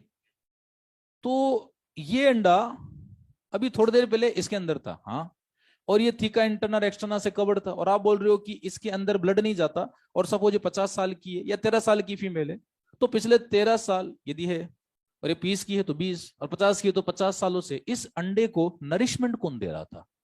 ये फॉलिकुलर सेल। मैंने क्या बोला, एक बार फॉलिकुलर सेल ने इस अंडे को कवर कर लिया तो ताउम्र जिंदगी भर कवरिंग, प्रोटेक्शन, नरिशमेंट, न्यूट्रिशन सब कुछ डिवीजन इन्हीं के हाथों में कंट्रोल में आ गया। अरे बोलो, समझ में आया?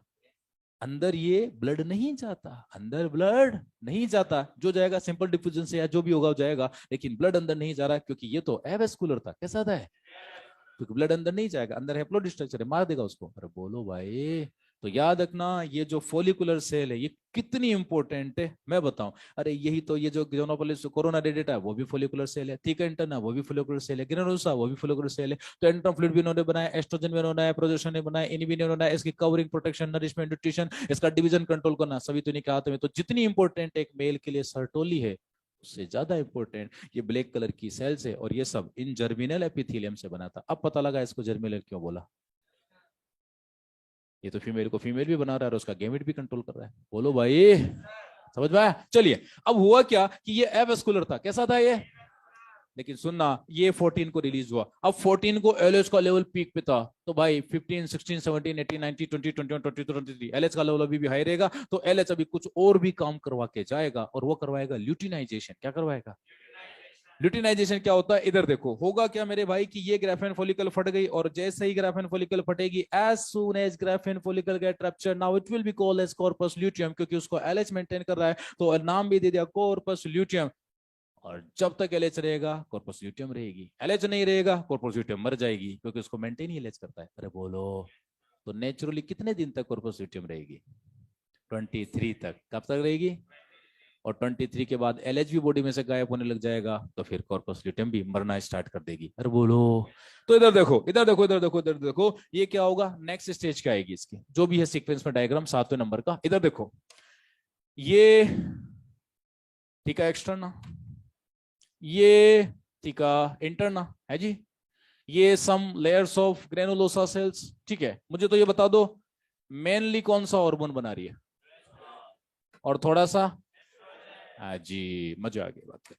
अब सुनना, पहली बार ब्लड कैपिलरीज, अच्छा ये ओवरी का कोर्टेक्स पार्ट है, बार बार बनाने की जरूरत नहीं है। अरे बोलो, अच्छा यहाँ एक चीज बताना ही भूल गया मैं। इधर देखो, पता है क्या होता है? हर महीने हर फीमेल में जब ग्राफेन फॉलिकल रप्चर होती है तो कुछ कुछ थीका सेल ओवरी के कोर्टेक्स पार्ट में अलग से अपना एग्जिस्टेंस शो करती है, और इन सेल्स को हम लोग बोलेंगे भाइयों इंटरस्टिशियल सेल। क्या बोलेंगे? इंटरस्टिशियल सेल्स बोलेंगे। और याद रखना, ये इंटरस्टिशियल सेल फीमेल में बनाएगी टेस्टोस्टेरोन। क्या बनाएगी? आपको सर फीमेल को टेस्टोस्टेरोन की क्या जरूरत है? हर महीने हर फीमेल में जब ग्राफेन फॉलिकल रप्चर होगी तो उसमें थोड़ा सा टेस्टोस्टेरोन बनेगा। क्यों बनेगा मैं बताऊं, ताकि फीमेल भी थोड़ी सी एग्रेसिव रहे। कैसी रहे? ये उसके एग्रेशन के लिए जरूरी है। तो आप कहेंगे चलो सर एग्रेशन के लिए जरूरी है, बढ़िया बात है, पर सर फिर फीमेल में दाढ़ी मुच्छी क्यों नहीं आती? भाई आ सकती है ना टेस्टोस्टेरोन। मैं बताऊं, कारण वही है, यदि किसी फीमेल में महीने में इतना एस्ट्रोजन बनता है और टेस्टोस्टेरोन इतना सा बनेगा, तो एस्ट्रोजन टेस्टोस्टेरोन को काम नहीं करने देगा। अरे बोलो, नहीं करने देगा। लेकिन बायोलॉजी है और बायोलॉजी में हर चीज पॉसिबल होती है। तो कुछ कुछ महिलाओं में दाढ़ी मूंछें आ जाती है। अरे बोलो, कारण यही होता है। समझ में आ गया? चलिए आगे इसको डिटेल्स अलग से पढ़ाऊंगा। तो इंटरस्टिशियल सेल होते हैं। अच्छा एक बात बताओ, मेल में भी इंटरस्टिशियल सेल ही टेस्टोस्टेरोन बनाती है, एंड्रोजन बनाती है। तो और मेल की इंटरस्टिशियल को बोलते हैं लेडिंग। क्या बोलते हैं?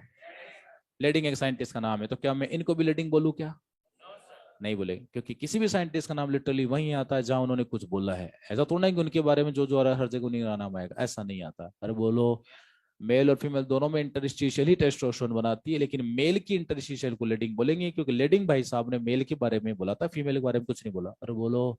चलिए अब इधर देखो फटाफट, इधर इधर इधर इधर इधर। ये देखो, बात करें, ये ग्राफिन फॉलिकल रप्चर होगी। अब एलएच हार्मोन का लेवल भी बहुत ज्यादा हाई है, तो एलएच हार्मोन की वजह से वाली पहली बार ब्लड कैपिलरीज, इस बात करें जो है फटी हुई फॉलिकल के अंदर एंटर करेगी। ये है ब्लड कैपिलरीज। क्या है ये? जोर से बोलो। और एलएच हार्मोन के इन्फ्लुएंस से ही इनके टर्मिनल एंड डिजोल हो जाएंगे। और इस फटी हुई ग्रेफेन फॉलिकल, जो एक मटर का दाना है जो फट चुका है ओवरी के अंदर, उसमें ब्लीडिंग हो रही है। ये वो वाली ब्लीडिंग थोड़ी है मेंस्ट्रुअल साइकिल वाली, वो यूट्रस वाली ब्लीडिंग नहीं है। ये कौन सी ब्लीडिंग है? अरे बोलो। अरे कॉर्पस ल्यूटियम के अंदर ब्लीडिंग हो रही है, ये वाली ब्लीडिंग है। अरे बोलो। यानी उस फटे हुए मटर के दाने के अंदर ब्लीडिंग हो रही है, और एक दो बूंद ब्लड आ जाएगा, उसमें कितना जाएगा? अरे बोलो। तो ये अंदर की तरफ ब्लीडिंग होगी, तो ऑब्वियसली बात है ये ब्लड क्लॉट्स बन जाएंगे। क्या बन जाएंगे यहाँ? अरे क्या बन जाएंगे? ये जो है बात करें, ये अंदर बात करें ब्लड क्लॉट्स बन के बात करें जो है, क्या लिख दिया मैंने, ये बात करें ब्लड क्लॉट्स बात करें यहाँ बन जाएंगे। अब सुनना, ब्लड क्लॉट बन गए, और याद रखना ये रेडिश नजर आएगी। कैसे नजर आएगी?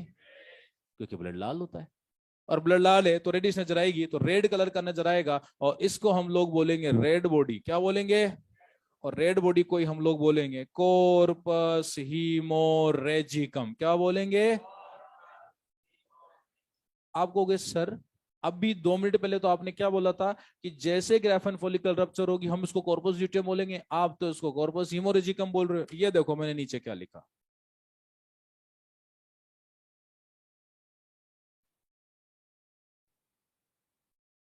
क्या लिखा मैंने? जोर से बोलो। Initial stage of corpus luteum. सुनो भाइयों, ग्राफेन फॉलिकल फटने के बाद अब चाहे वो रहे या ना रहे, मतलब जो भी स्टेज में रहेगी, कॉर्पस ल्यूटियम ही कहलाएगी। इनिशियल कॉर्पस हीमोरेजिकम, फिर वेल डेवलप्ड कॉर्पस ल्यूटियम, और यदि कुछ नहीं होता तो फिर कॉर्पस एल्बिकेंस, जो खत्म होती है स्टेज उसको कॉर्पस एल्बिकेंस बोलते हैं। अरे बोलो, कहलाएगी कॉर्पस ल्यूटियम ही। अरे बोलो, ये कॉर्पस ल्यूटियम। अच्छा एक बात बताओ, प्रोजेस्टेरोन एस्ट्रोजन तो बनेगा ना?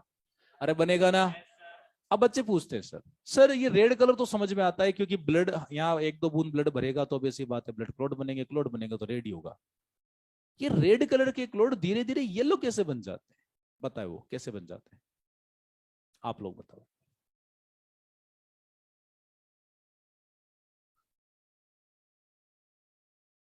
बताओ बताओ बताओ। मैं चिल्लाता रहता हूँ, मेरा रिवीजन होता रहता है, मेरे को सब याद है। मैं बताऊं क्या होता है। देखो, ये है ब्लड क्लॉट्स, और ब्लड बोले तो मेनली उसमें आरबीसी होता है। क्या होता है? अब चूंकि ब्लड बाहर आ गया तो क्लॉट बनेगा, क्लॉट बनेगा तो वो ब्लड का सारी सेल मर जाएगी, तो आरबीसी भी मरेगी, और आरबीसी में हीमोग्लोबिन के अलावा कुछ नहीं होता। और हीमोग्लोबिन में पोरफायरिन पिगमेंट होता है। याद करो, नॉर्मली हमारी जो स्प्लीन होती है उसमें डेली 1% आरबीसी मरती है, तो ग्लोबिन को तो स्टोर कर लेती है, आयरन को भी स्टोर कर लेती है, लेकिन पोरफायरिन को निकालती है, जो जैसे लीवर में आता है उसको बिलिरुबिन बोल देते हैं। क्या बोल देते हैं?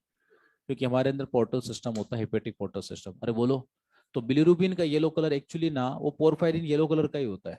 तो जब जब आरबीसी मरेगी हीमोग्लोबिन का ब्रेकडाउन होगा। चूंकि यहाँ लीवर में नहीं हो रहा, ये फीमेल की ओवेरी में हो रहा है, तो चूंकि ये सब एलएच की वजह से हो रहा है, तो येलो पिगमेंट तो बनेगा, क्योंकि आरबीसी मरेगी तो हीमोग्लोबिन मरेगा, हीमोग्लोबिन मरेगा तो येलो पिगमेंट तो बनेगा। लेकिन चूंकि इन सबको मेंटेन ही एलएच हार्मोन कर रहा है, तो पिगमेंट को भी अब नाम चेंज कर दिया। अब बिलिरुबिन नहीं बोलेंगे, बिलीवर्डिन नहीं बोलेंगे, वो तो लीवर में बोलते थे, यहां हम उसको बोलेंगे ल्यूटीन पिगमेंट। क्या बोलेंगे? तो ल्यूटीन पिगमेंट का जो येलो कलर है एक्चुअली वो पोरफायरिन ही होता है। क्या होता है वो? वो पोरफायरिन ही पिगमेंट है जो कि आरबीसी के हीमोग्लोबिन का बात करें, ग्लोबिन पार्ट जो होता है उसमें तो प्रोटीन होता है, हीम पार्ट में आयरन और पोरफायरिन होता है। ये पोरफायरिन होता है और वही येलो पिगमेंट होता है, और वही क्या करेगा, धीरे धीरे धीरे धीरे इन सारी सेल्स में yellow yellow yellow yellow yellow yellow yellow pigment भर जाएगा, और सारी की सारी cells theca externa, theca interna, granulosa सब yellow yellow yellow yellow yellow colour की हो जाएगी। लेकिन एक बात बताओ, प्रोजेस्टेरोन तो और ज्यादा बनेगा, एस्ट्रोजन जो बन रहा था ठीक है, प्रोजेस्टेरोन बहुत ज्यादा बनेगा बात करें। और याद रखना वेल डेवलप, तो ये जो कलर हुआ, ये जो कलर हुआ ये येलो कलर है, कौन सा कलर है, और जो पिगमेंट है भाइयों उस पिगमेंट को हम लोग बोलेंगे ल्यूटीन, या इसी को बोला जाता है केरोटीन पिगमेंट। क्या बोला जाता है, ल्यूटीन या केरोटीन पिगमेंट है, और येलो कलर का होता है, और इसी को बोलेंगे कॉर्पस ल्यूटियम। क्या बोलेंगे, तो याद रखना ये जो येलोइश डिस्कलरेशन आता है बस इसी को बोलते हैं ल्यूटिनाइजेशन। क्या बोलते हैं, और ये सब एलएच की वजह से हो रहा है, इसलिए एलएच को ही बोलते हैं ल्यूटिनाइजिंग हार्मोन। क्या बोलते हैं, ये फीमेल की वजह से उसका नाम है, और एलएच गेमेटोरिजिंग का काम तो कर ही चुका है, अब ल्यूटिनाइजेशन का काम कर रहा है। भाई समझ में आ रहा है, तो ये कॉर्पस ल्यूटियम है, और ये कौन से दिन बनेगी मैं बताऊं, जिस दिन ग्रेफेन फॉलिकल फटी उसको बैल वेचोर पीली पीली होने में इसको अगले 9 दिन लग जाएंगे, तो 14 + 9 कितना होगा, on 23rd day of menstrual cycle. आगे समझे, तो 23rd को कॉर्पस ल्यूटियम अपने पीक पर होगी। और एक बात बताओ, यूट्रस भी तो अपने पीक पर होगा, क्योंकि 6, 7, 8, 9, 10, 11, 12, 13 सिर्फ एस्ट्रोजन, 14, 15, 16, 17, 18, 19, 20, 21, 23 मेनली प्रोजेस्टेरोन और थोड़ा थोड़ा एस्ट्रोजन। तो यूट्रस 23rd को मैक्सिमम थिक, मैक्सिमम स्टेबल, और मोस्टली मतलब मैक्सिमम चिपचिपा, जो कि इम्प्लांटेशन के लिए जरूरी है। अरे बोलो, अब अगर की बात बताऊं, ये जो कॉर्पस ल्यूटियम है ना, ये 23rd डे को बनी। किसी भी फीमेल के मेस्ट्रुअल साइकिल में, मेस्ट्रुअल साइकिल का मोटो क्या होता है, every female every month get ready to get pregnant, every month every female get ready to get pregnant. हर महीने एक ग्राफेन फॉलिकल में से एक अंडा रिलीज कराती है, एक कॉर्पस ल्यूटियम मेंटेन करती है ताकि 9 महीने तक एस्ट्रोजन प्रोजेस्टेरोन का सोर्स तैयार हो जाए, और अंडा रिलीज करती है जिसको इसमें फर्टिलाइज कर देगा, और यूट्रस मोटा चिपचिपा स्टेबल बना देगा। इम्प्लांटेशन हो जाएगा तो फिर कॉर्पस ल्यूटियम अगले 9 महीने तक मेंटेन रहेगी, और नहीं हुआ तो कॉर्पस ल्यूटियम मर जाएगी, क्योंकि 23 को इसका एलएच गायब होने लग जाएगा, तो फिर ये भी गायब होने शुरू कर देगी। अरे बोलो, क्योंकि मेंटेन इसको एलएच करता है। तो सुनना, हर महीने किसी फीमेल के मेस्ट्रुअल साइकिल में एक बात करें कॉर्पस ल्यूटियम बनेगी, एक अंडा बनेगा, और यूट्रस मोटा चिपचिपा स्टेबल होगा। यही मेस्ट्रुअल साइकिल का मोटो होता है, यानी तैयारी होती है प्रेग्नेंट होने की। इस महीने की ये तैयारी है, कॉर्पस ल्यूटियम बन गई, अंडा ऑलरेडी जा चुका है। लेकिन सुनना, किसी भी फीमेल के मेस्ट्रुअल साइकिल में 23 डे तक होने वाले सारे चेंज एक तरह से प्रोग्रेसिव होते हैं। कैसे होते हैं, कि वो एक तरह से सारे चेंज अच्छे अच्छे कर रही है। और सुनना, इस कॉर्पस ल्यूटियम ने जिसके अंदर ये है उस महिला को बोल दिया कि देखो भाई दीदी, आपको यदि प्रेग्नेंट होना है तो हर हाल में 23 के पहले पहले हो जाना। बोले क्यों, क्योंकि यदि आप प्रेग्नेंट नहीं हुए ना 23 के पहले, तो फिर 24 को मैं गायब होना शुरू कर दूंगी, क्योंकि मेरा एलएच चला जाएगा, और जब मेरा एलएच ही चला जाएगा तो फिर मैं क्या करूंगी। अरे बोलो, क्योंकि इसको मेंटेन कौन कर रहा है, और नेचुरली एलएच जो है इसको गायब होगा। बोलो, तो फिर ये इसकी साइज अपना आप ही रिडक्शन शुरू कर देगी, एस्ट्रोजन प्रोजेस्टेरोन का लेवल अपना डाउन आ जाएगा। अरे बोलो, तो फीमेल ने कॉर्पस ल्यूटियम को बोला कि देख कॉर्पस ल्यूटियम, तू टेंशन ना ले, मेरे को यदि प्रेग्नेंट होना होगा ना तो मैं हर हाल में 23 के पहले ही प्रेग्नेंट हो जाऊंगी। बोले कैसे, कैलकुलेट करके बता दूं। बोले यार सर के बताएंगे, यार सर कैलकुलेट करके बताएंगे। तो तुम लोग सुनो, कोई भी फीमेल यदि प्रेग्नेंट होती है तो भाइयों लिख के ले लो, वो हर हाल में, देयर इज नो एक्सेप्शन, हर हाल में 23 के पहले ही प्रेग्नेंट होगी, उसमें स्ट्रेस साइकिल, और नहीं होगी तो अब हो भी नहीं सकती। सर कैलकुलेट करवाओ, करवाओ कैलकुलेट कि कैसे होगा, बात करें। चले कैलकुलेट करते हैं एनसीईआरटी के अकॉर्डिंग। किसके अकॉर्डिंग, ओवुलेशन कौन से दिन हुआ, 14, ठीक है। चलिए, एनसीईआरटी के अकॉर्डिंग अंडा 2 दिन सर्वाइव करता है, कितने दिन करता है, और दोनों दिन एनसीईआरटी उसको फर्टाइल मानती है, हम भी मान लेंगे, ठीक है। सपोज 14 को अंडा रिलीज हुआ, और 14 को स्पर्म, फीमेल ने कोइटस ऑलरेडी किया हुआ था, स्पर्म ऑलरेडी अवेलेबल थे, जाते ही फर्टिलाइजेशन हो गया। अब फर्टिलाइजेशन के 6 या 7 डेज के बाद इम्प्लांटेशन होता है, तो 14 को ओवुलेशन हुआ, तो 14 + 6 कितने हुए, 20, कितने हुए, तो 20 को फर्टिलाइजेशन के बाद मतलब फाइनली 20 को तो इम्प्लांटेशन हो चुका है। आपको कुछ और रुको, एक बात बताओ, ये जो कॉर्पस ल्यूटियम है ये तो ओवरी में, इम्प्लांटेशन उधर यूट्रस में हो रहा है।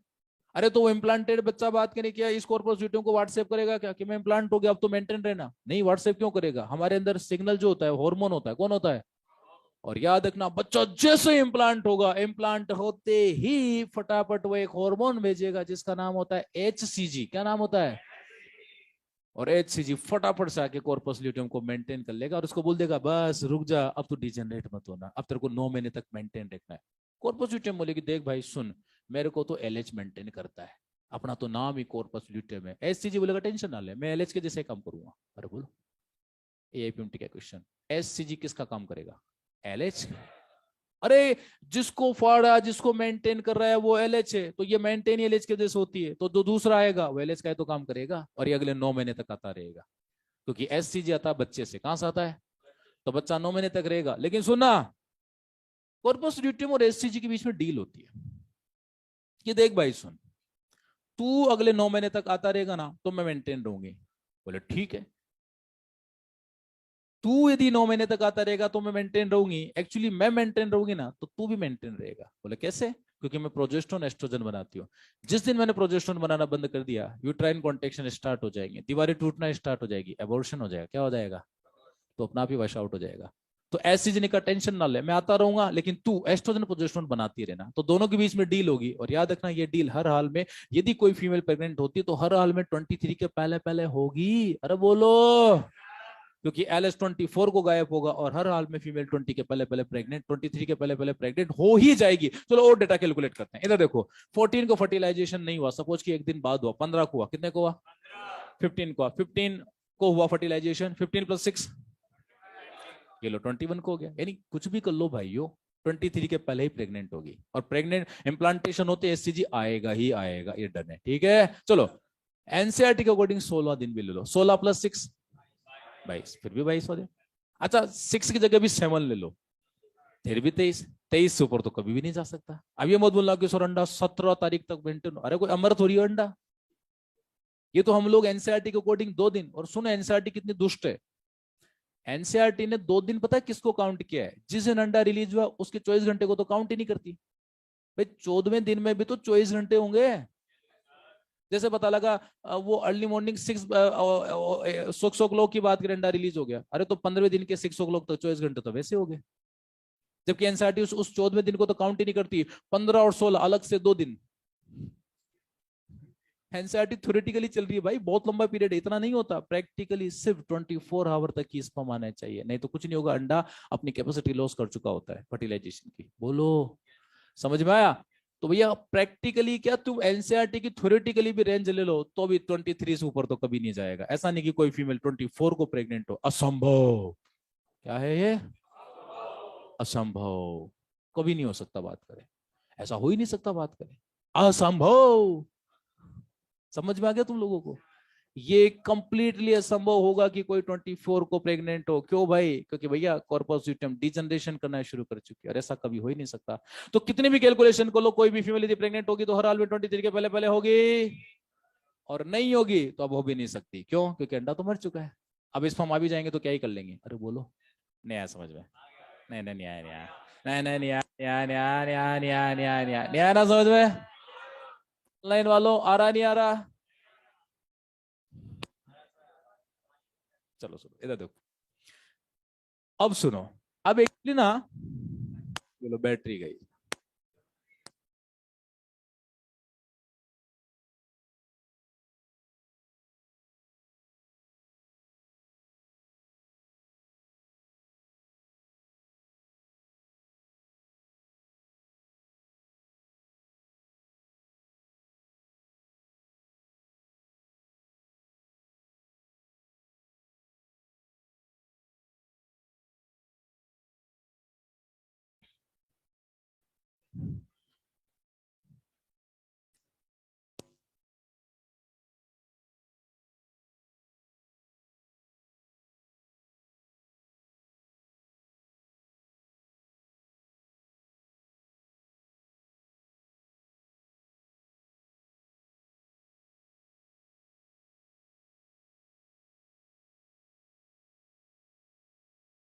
हेलो हाँ, देखो इधर देखो। अरे हाँ ठीक है, इधर देखो। हाँ ठीक है, आलू आगे जाके बेचना, इधर देखो सुनो, कॉर्पस ल्यूटियम 23 तक बात करें मेंटेन रहेगी, और किसी भी फीमेल को यदि इस मेस्ट्रुअल साइकिल में प्रेग्नेंट होना है भाइयों, तो वो हर हाल में 23 के पहले पहले ही होगी, चाहे तुम कितने भी कैलकुलेशन कर लो, चाहे घर जाके कैलकुलेटर से कर लो, हाँ मोबाइल से, लैपटॉप ले लेना, कैसे करो, कुछ भी कर लो, 23 के पहले पहले ही प्रेग्नेंट होगी। अब एक बात बताओ, यदि प्रेग्नेंट होगी तो एससीजी आके इसको मेंटेन कर लेगा। एआईपीएमटी का क्वेश्चन, एससीजी किसका काम करता है? क्योंकि वो कॉर्पस ल्यूटियम को मेंटेन कर रहा है। एलएच उसको इसके हवाले कर गया, बोले मैं तो जा रहा हूं, तो इसको मेंटेन रखना 9 महीने तक, और ये तेरे को मेंटेन रखेगी। अरे बोलो, दोनों एक दूसरे को मेंटेन रखेंगे। समझ में आ गया? चलिए दूसरा, बातचीत नहीं।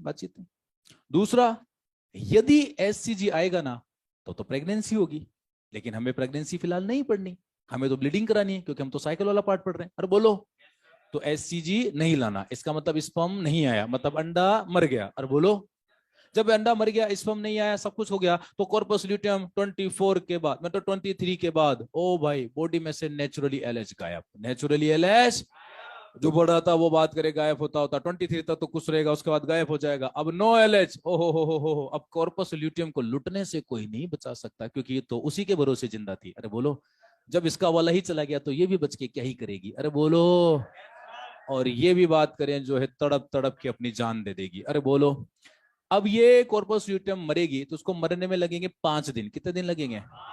क्योंकि इतनी बड़ी कोई सेल है भाई, कोई सेलुलर चीज है, तो सेलुलर चीज अचानक तो गायब होगी नहीं, उसको 5 दिन लगेंगे। तो सुनना, अगले 5 दिन में 24, 25, 26, 27, 28, और 28 को एटलीस्ट जरा सा एक पार्टिकल इसका बचेगा व्हाइटिश कलर का, क्योंकि पिगमेंट निकल जाएंगे, बॉडी में वॉश आउट हो जाएंगे, सेल मर गई, सब खत्म हो गया, और ओवरी में से सारा कचरा इस महीने का साफ हो रहा है। अरे बोलो, खैर कच्चा नहीं बोलेंगे, सब कुछ रिट्रोग्रेसिव हो रहा है, क्योंकि जो होना था हो गया, वो नहीं हो पाया फर्टिलाइजेशन। तो अब जो है बात करें, ये बात करें मरेगी, और मरने में इसको नेक्स्ट 5 दिन लगेंगे। कितने दिन लगेंगे? नेक्स्ट 5 दिन लगेंगे। और ये छोटी होती होती व्हाइटिश कलर की हो जाएगी, क्योंकि कलरलेस एक तरह से व्हाइटिश होता है, तो ये व्हाइट बॉडी होती है। कौन सी होती है? और व्हाइट बॉडी को हम लोग बोलेंगे कॉर्पस एल्बिकेंस। क्या बोलेंगे? देखो, मैंने कॉर्पस एल्बिकेंस को क्या बोला है? Degenerated corpus luteum. क्या बोला है? तो कॉर्पस ल्यूटियम थी 23 डे को वेल डेवलप, अगले 5 दिनों में डीजनरेट करेगी, तो 20 प्लस 5 कितने हुए? 28 डे ऑफ मेस्ट्रोसाइकिल। याद रखना, 28 डे ऑफ मेस्ट्रोसाइकिल को कॉर्पस एल्बिकेंस बनेगा। तो एक बात बताओ, इधर देखो, सुनो, एस्ट्रोजन प्रोजेस्टेरोन का लेवल 23 को, प्रोजेस्टेरोन का तो पीक पे था, और एस्ट्रोजन दोबारा पीक आता है, क्योंकि एस्ट्रोजन का एक पीक तो ऑलरेडी आ चुका है। एस्ट्रोजन 2 बार पीक शो करता है, फिर उसको बाद में पढ़ाऊंगा, छोड़ दो। अब इधर देखो, यूट्रस की मोटाई देखो, इधर देखो तो लोग, इधर इधर, ये यूट्रस की मोटाई 23 देखो, किधर गई ये कॉर्पस ल्यूटियम? ये कॉर्पस ल्यूटियम जिस दिन अपने पीक पर थी, यूट्रस भी अपने पीक पर था, मोटा था, स्टेबल था, चिपचिपा था। मतलब 21वें, 22वें, 23वें दिन मतलब मैक्सिमम थिकनेस होती है, और इम्प्लांटेशन इन्हीं दिनों में होता है। हम सब लोग, जितने लोग यहाँ हैं जो ऑनलाइन है, हम सब अपनी माँ की यूट्रस में जिस मेस्ट्रोसाइकिल में इम्प्लांट हुए थे, हम मोस्टली प्रैक्टिकली 21 को इम्प्लांट हुए थे। प्रैक्टिकली हम एनसीईआरटी के अकॉर्डिंग चल रहे हैं, 23 तक फिर भी जाते हैं हम लोग। अरे बोलो, और हर हाल में एलएच के खत्म होने के पहले एससीजी आके इसको मेंटेन कर लेगा, और एलएच का काम करेगा 9 महीने तक, और ये प्रोजेस्टेरोन एस्ट्रोजन अगले 9 महीने तक चकाचक बनाएगी। ठीक है। दूसरा, 23 को यूट्रस इतना मोटा, चिपचिपा और बिल्कुल स्टेबल था, प्रेगनेंसी या इम्प्लांटेशन के लिए बिल्कुल फेवरेबल था, बल्कि फेवरेबल हो 13 से स्टार्ट हो गया था, क्योंकि प्रोजेस्टेरोन 13 से आने लग गया था ना, तो यूट्राइन कॉन्ट्रैक्शन रुक गए थे। अरे बोलो, अब सुनना, कॉर्पस ल्यूटियम इतनी मोटी और यूट्रस इतना मोटा। अब कॉर्पस ल्यूटियम मरेगी, इधर देखो, अब कॉर्पस ल्यूटियम मरेगी तो 24, 25, 26, 27, 28 और 29 के बाद जो है ना कॉर्पस वो भी ढूंढने से नहीं मिलेगी। तो एक बात बताओ, जब बात करें source of progesterone and estrogen, corpus luteum मर रही है, तो लेवल ऑफ प्रोजेस्टेरोन एस्ट्रोजन भी तो डाउन आएगा। तो एक बात बताओ, 24, 25, 26, 27, 28, तो यूट्रस इन 5 दिनों में टूटेगा नहीं, थोड़ा सा श्रिंक होगा। क्या होगा? ये मैक्सिमम मोटा था, तो 25, 26, 27, 28 ये श्रिंक होगा, 24, 25, 26, 27, 28 श्रिंक होगा, टूटेगा नहीं। लेकिन अब आ जाओ 29th डे, कौन सा डे?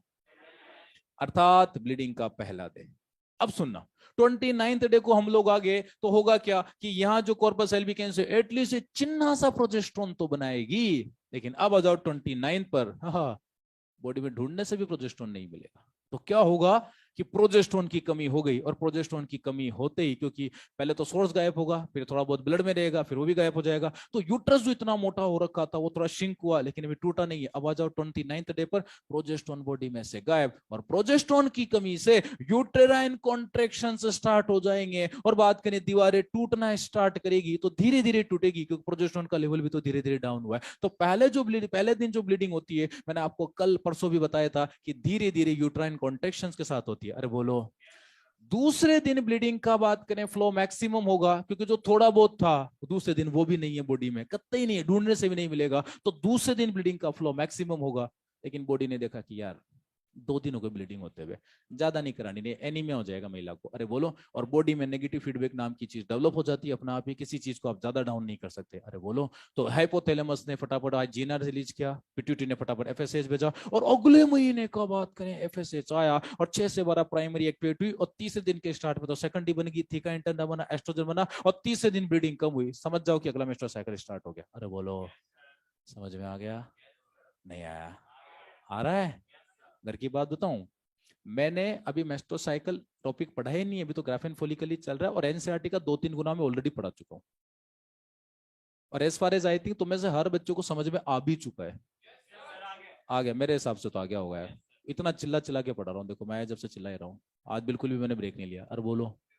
समझ में आ रहा है? नहीं आया? अच्छा, अभी भी किसी को डाउट हो ना तो पूछ लो। अच्छा, अभी भी 3 बार रिवीजन और होगा, शांति रखो। मैंने बोला था पिछले से पिछली क्लास में कि अगली 5 क्लासें मिस मत करना, और आज अभी दूसरी है, नहीं आज तीसरी है, अभी 2 क्लास और बची है जो इसी से रिलेटेड है। समझ में आ रहा है? अभी भी किसी को कोई भी डाउट हो ना इस रिलेटेड, कल और आज की, में पूछ लो भाई, मैं दोबारा पढ़ा दूंगा, पढ़ाने के पैसे मिलते हैं अपने को। अरे बोलो। डाउट है किसी को? पीछे वालों। हाँ ये बात, हाँ। मास्क हटा ले, कुछ भी समझ में नहीं आ रहा।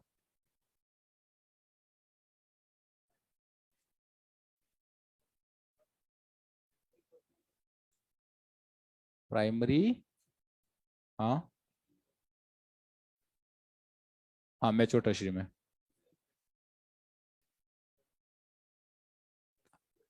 हाँ हाँ। मैंने क्या बताया? तो बेटा मैच्योर टर्शियरी को तो ग्राफेन बोलते हैं।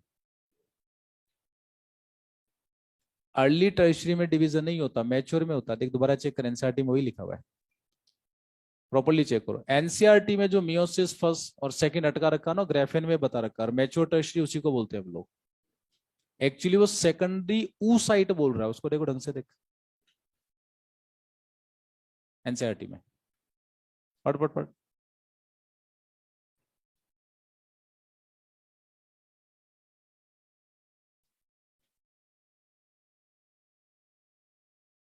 आ गया? आ गया ना? ठीक है ना, बैठ जाओ। चलो भाई। हाँ। चैंपो। ये हो गया। उस डायग्राम जो कल जो बनाया था ना, उसको वापस रिवर्ट आ जाओ, पिछले पेज पर आ जाओ, नीचे से घूम के बना लो फटाफट। चैंपो। ऑनलाइन वालों को डाउट हो तो बोलो भाई।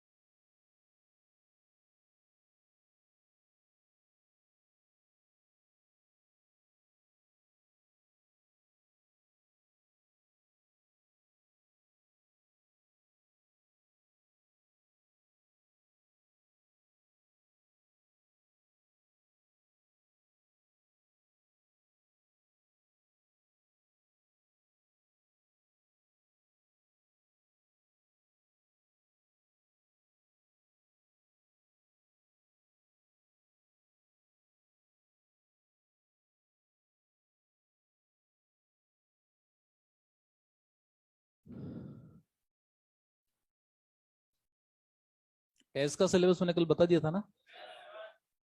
चैप्टर के स्टार्टिंग से लेके फीमेल जेनाइटल में जो वल्वा वाला पार्ट पढ़ाया था बस वहीं तक आएगा। बस external genital of female vulva का जो डायग्राम बनाया था बस वहीं तक।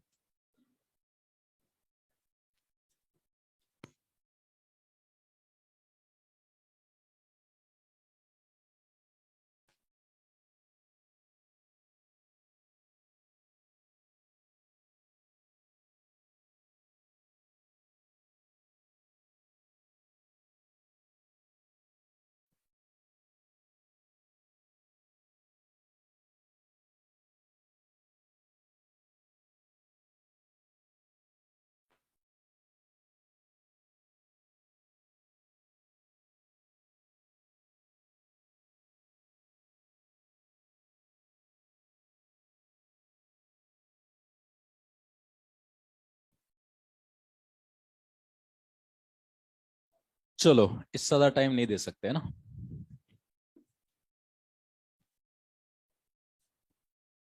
अब कल के लेक्चर में जो पढ़ाया था और परसों के लेक्चर में जो पढ़ाया है और आज के लेक्चर में जो पढ़ाया है सबका एक फ्लो चार्ट बना लेते हैं। सारी चीजें रिकॉल हो जाएगी। अब आप लोग देखो बोलना, मेरे को तो क्या सारा याद है, बार बार मेरा ही रिवीजन होता रहता है।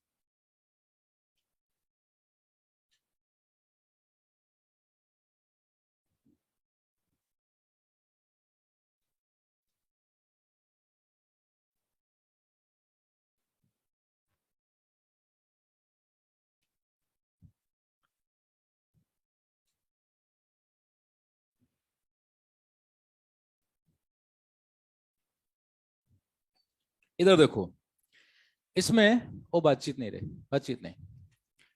ऊ साइड भी आ जाएगा, फॉलिकल भी आ जाएगा, नंबर भी आ जाएगा, उनका टाइम भी आ जाएगा, सब कुछ आ जाएगा।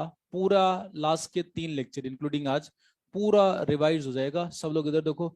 अब उसको नोट्स को बंद करो, तुम देख के मत बोलना, बिना देखे बोलो, इतने पढ़ा दिया मैंने तुमको, ठीक है ना।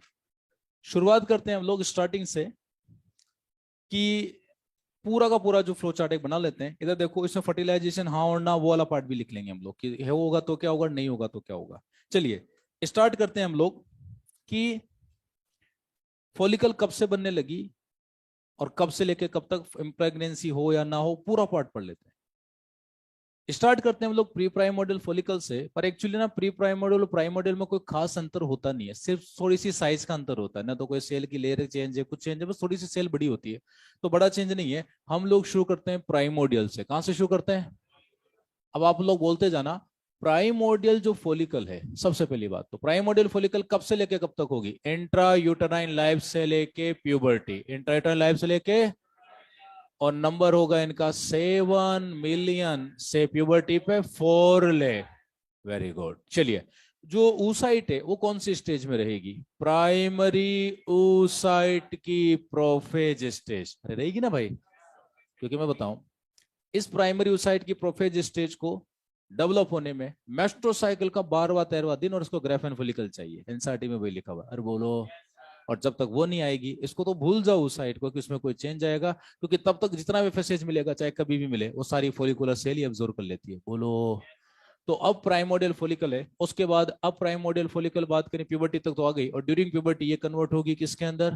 Primary follicle. किसमें कन्वर्ट होगी? और प्राइमरी फोलिकल कन्वर्ट होगी, बात करें ड्यूरिंग प्यूबर्टी, कब होगी?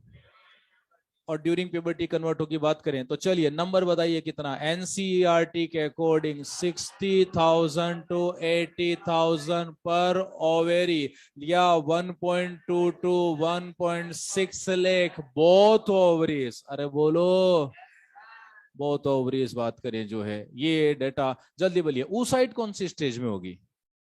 प्राइमरी oocyte की प्रोफेज स्टेज, क्योंकि अभी ग्राफेन फॉलिकल नहीं बनी, अभी तो प्यूबर्टी आई है।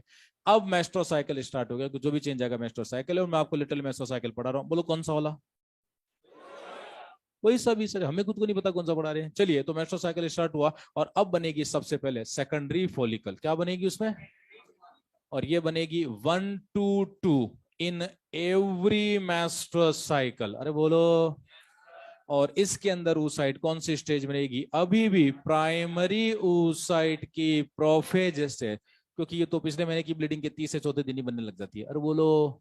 और 10वें दिन तक बनती जाती है, ठीक है। सेकेंडरी के बाद भाइयों अब बनेगी, एक बात करें, अर्ली टर्शरी। क्या बनेगी? Early tertiary follicle. और अर्ली टर्शरी फॉलिकल मात्र बनेगी 1 इन एवरी मेस्ट्रुअस साइकिल। समझ में आ रहा है? अच्छा, अर्ली टर्शरी में भी oocyte कौन सी स्टेज में रहेगी? प्राइमरी oocyte की प्रोफेज स्टेज। और अर्ली टर्शरी के बाद अब बनेगी भाइयों मैच्योर टर्शरी। क्या बनेगी? और जो मैच्योर टर्शरी फॉलिकल है उसी का दूसरा नाम होता है ग्रेफियंस फॉलिकल। और ये भी बनेगी मात्र 1 इन एवरी मेस्ट्रुअस साइकिल। और याद रखना, अब जाके पहली बार ये सेकेंडरी oocyte की मेटाफेज स्टेज में, और ये मेस्ट्रुअस साइकिल का 12वां-13वां दिन आ गया। अरे बोलो, अब इसको आगे लिख देता हूं, मेरे पास जगह तो है नहीं। ये क्या हुआ? ओवुलेशन। क्या हुआ? ये मैं लिख देता हूं, बात करें जो है, on 14th day of menstrual cycle due to LH, due to, ये हो जाएगी बात करें रप्चरिंग ऑफ ग्रेफियन फॉलिकल, और ये हो गया ओवुलेशन। क्या हो गया? अब ओवुलेशन होने पर दो जगह चेंज आएगा। एक तो चेंज आएगा इन ओवरी। कहां पर आएगा? ओवरी वाला बता देता हूं पहले। यहां सबसे पहले बचेगी रप्चर्ड ग्रेफियन फॉलिकल। कौन बचेगी? और शुरू में उसको हम लोग बोलेंगे कॉर्पस हीमोरेजिकम, और फिर उसको बोलेंगे कॉर्पस ल्यूटियम। और कॉर्पस ल्यूटियम का फ्यूचर स्पर्म डिसाइड करेगा। अरे बोलो, आई मीन फर्टिलाइजेशन या इम्प्लांटेशन। फर्टिलाइजेशन या इम्प्लांटेशन यही डिसाइड करेगा कि यदि ये यस है तो क्या होगा, और यदि ये नो है तो क्या होगा। अब इधर देखो, ओवुलेशन हुआ तो बात करें जो अंडा है वो अपनी सेकेंडरी oocyte की मेटाफेज स्टेज में ओवरी में, सॉरी, ओवरी से पेरिटोनियल कैविटी, और फिर वहां से एम्पुला। तो मैं लिख देता हूं वाया पेरिटोनियल कैविटी। क्या लिखा मैंने? Via peritoneal cavity. ये करेगा enter in ampulla of fallopian tube. अरे बोलो, और ये जो अंडा है अपनी सेकेंडरी oocyte की मेटाफेज स्टेज में फेलोपियन ट्यूब में ही वेट कर रहा है। किसका? स्पर्म का। अब यदि स्पर्म आता है, आई मीन फर्टिलाइजेशन होता है, तो देखो क्या होगा। यदि फर्टिलाइजेशन होता है, यानी फर्टिलाइजेशन को मैंने यस लिखा है तो क्या होगा, और नो लिखा है तो क्या होगा। यदि फर्टिलाइजेशन होता है तो जल्दी बोलो, बोलो क्या होगा। सेकंड oocyte सबसे पहले बनेगा ओवम। लेकिन ओवम बनने को क्या बोलेंगे एक्चुअली ना, सेकंड मियोटिक डिवीजन पूरा होगा। क्या होगा सबसे पहले? सेकंड मियोटिक डिवीजन बात करें जो है कंप्लीटेड। और जैसे सेकंड मियोटिक डिवीजन कंप्लीट होगा इसको बोलेंगे ओवम। क्या बोलेंगे? और ओवम कुछ मिनटों बाद ही जायगोट जरूर बनेगा, और जायगोट 6-7 दिन बाद इम्प्लांटेशन जरूर करेगा और भेजेगा SCG। क्या भेजेगा? तो इधर यदि यस हुआ है तो फिर इधर भी तो यस का ही प्रोसेस वो आएगा, कॉन्सिक्वेंस। अरे बोलो, तो यस का कॉन्सिक्वेंस क्या आएगा कि इधर कॉर्पस ल्यूटियम मेंटेन होगी, लेकिन किसकी वजह से? Due to SCG। SCG actually zygote भेजता है इम्प्लांटेशन के बाद। अरे बोलो, due to SCG now corpus luteum will maintain till parturition, till, हाँ मेरे भाई, पार्चुरेशन तक ये मेंटेन रहेगी। समझ में? लेकिन फर्टिलाइजेशन नहीं हुआ, नहीं हुआ। हाँ तो मार दो इस अंडे को, खत्म करो। को सेकेंडरी oocyte अपनी मेटाफेज स्टेज में कर जाएगी डीजनरेट। क्या कर जाएगी?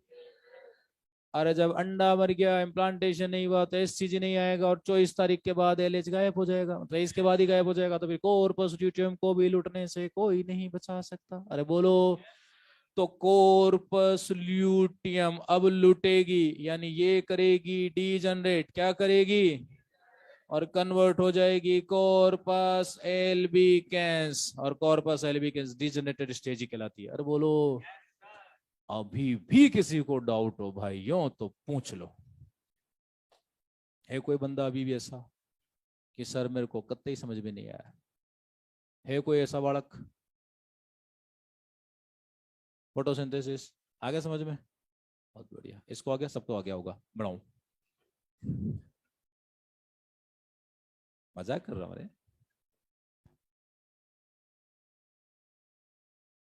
ऑनलाइन वालों तुमको कोई डाउट हो तो पूछ लो। ओ ऑनलाइन वालों, तनिक कुछ तो पूछिए।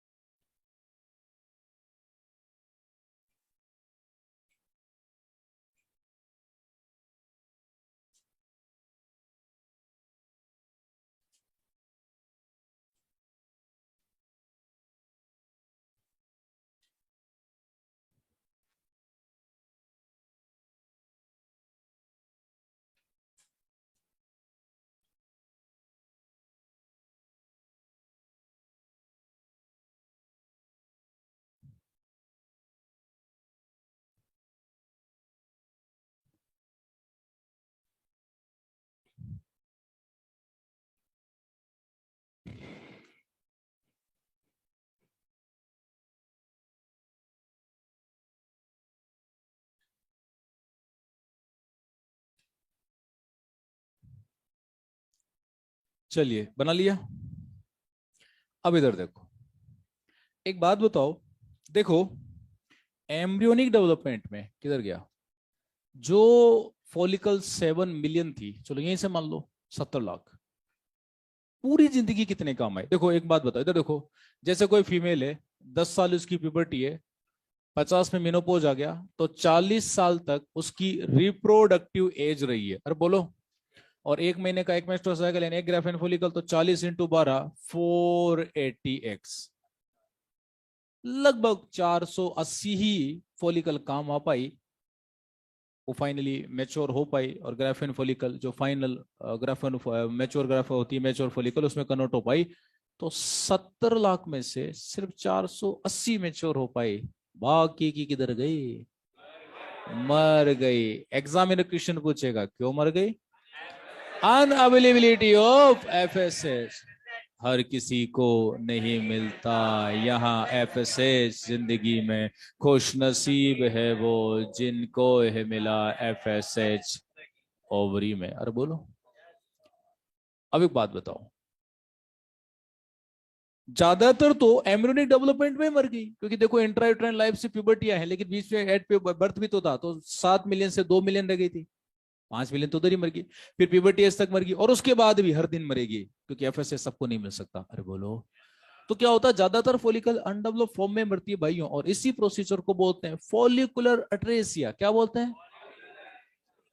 अच्छा एक बात बताओ, फॉलिकुलर अट्रेसिया कोई बीमारी है क्या? नहीं सर, ये नॉर्मल फिनोमिना है, हर फीमेल का नॉर्मल फिनोमिना है, और नॉर्मली 48 49 50 के आसपास नॉर्मल रेट से मरेगी, तो उसमें मीनोपोज आ जाएगा। और सुनो, जिस दिन बात करें फीमेल में मीनोपोज आएगा, उसका मतलब उसमें सारी फॉलिकल खत्म हो चुकी है, और मेस्टोसाइकिल अब नहीं चलेंगे, और फीमेल हमेशा के लिए स्टराइल हो जाएगी। अब कभी कभार क्या होता है कि रेट ऑफ फॉलिकुलर एट्रेसिया बढ़ जाती है, तो मीनोपोज जल्दी शिफ्ट हो जाता है। 50 में आना था 45 में आ गया, 48 में आना था 44 में आ गया। अरे बोलो, आप कहेंगे सर क्यों शिफ्ट हो जाएगा, कारण बताइए। मैं बताऊं कारण, दो बड़े कारण है। एक तो विटामिन ई की कमी। सर कैसे? देखो विटामिन ई जो होता है ना वो जर्म सेल की ग्रोथ के लिए जरूरी है, और जर्म सेल में यहां पर फोलिकुलर सेल भी काउंट होगी। अब सपोज किसी फीमेल में जरूरत से ज्यादा कमी है विटामिन ई की, तो क्या होगा? फॉलिकल ज्यादा स्पीड से मरेगी। फॉलिकल, तो जो मीनोपोज 50 में आना था हो सकता है 48 में आ जाए, 45 में आ जाए, 46 में आ जाए। अरे बोलो। इसीलिए तो, और एक बार वो फीमेल में मीनोपोज आ गया तो स्टेराइल हो जाएगी। तो vitamin E anti sterility factor हुआ नहीं हुआ? अरे है ना, तो बोलो।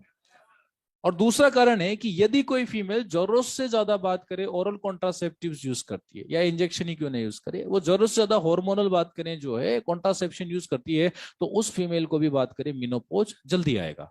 आप कहेंगे सर क्यों? देखो मैं बताऊं।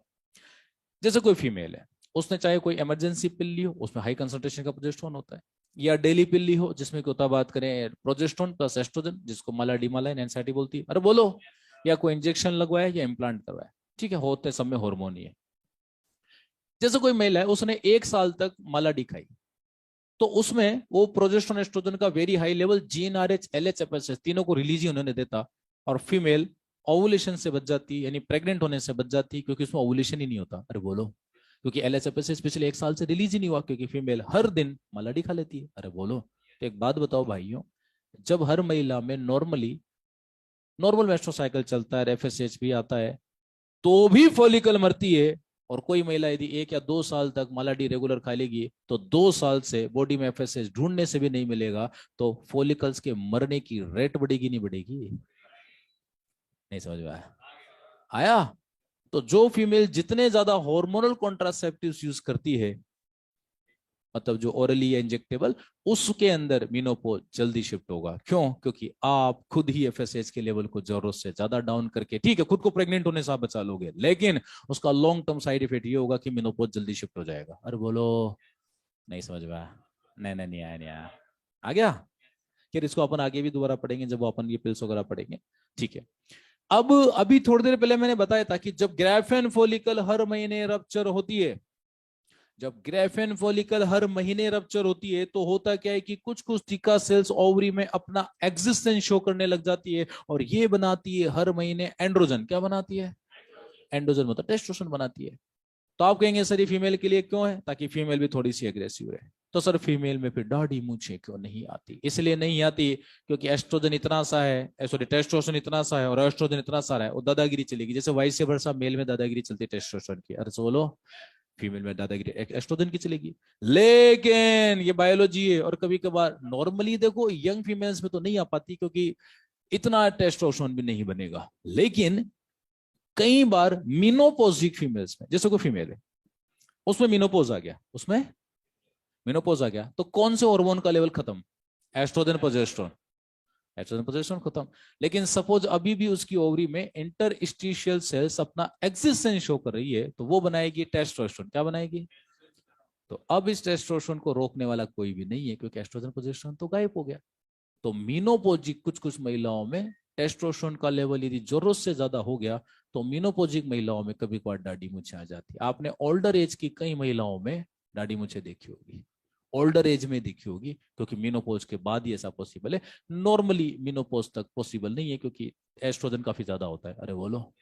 हाँ, वो बहुत ज्यादा हार्मोनल इम्बेलेंस हो तो पॉसिबल होता है, बाकी नॉर्मली मीनोपोजिक महिलाओं में ऐसा हो जाता है।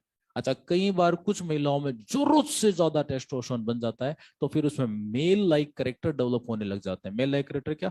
Unwanted body hair, facial hair. अब दाढ़ी मूछें कोई अपनी जैसी तो आएगी नहीं, मतलब दाढ़ी मूछें तो थोड़े थोड़े हेयर की वो अमाउंट बढ़ जाएगा, तो उसको अपन फेशियल हेयर बोल देंगे। क्या बोल देंगे?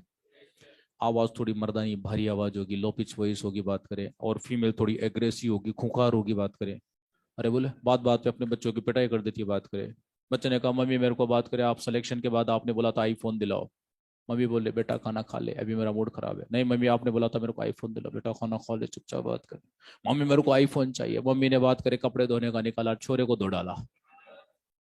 10 मिनट बाद मम्मी को याद आया, जा माइल तो अपना ही छोरा है।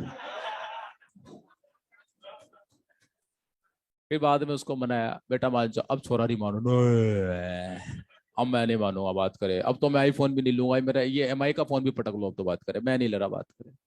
फिर बाद में मम्मी उसको मना रही, फिर बाद में अकेली जाके खुद ही रो रही है बात करी, क्योंकि उसके मूड स्विंग्स हुए। क्या होंगे उसमें? क्योंकि अभी तक तो मीनोपोज के पहले पहले तक तो बड़ी ही सिंपल थी, मतलब बिल्कुल ही भोली वाली सरस्वती माँ की तरह, लेकिन एकदम से उसमें बात करी, चंडी का रूप धारण कर लिया, बात करें बच्चे की दह दना पिटाई कर दी, बात करें क्योंकि मीनोपोज है, क्या है। और जरूरत से ज्यादा टेस्टोस्टेरोन एक्चुअली इसको थोड़ा एग्रेसिव बनाएगा, और कई बार ये सारे कैरेक्टर जब फीमेल में मेल लाइक कैरेक्टर डेवलप होते हैं इनको बोलते हैं हिरसुटिस, क्या बोलते हैं।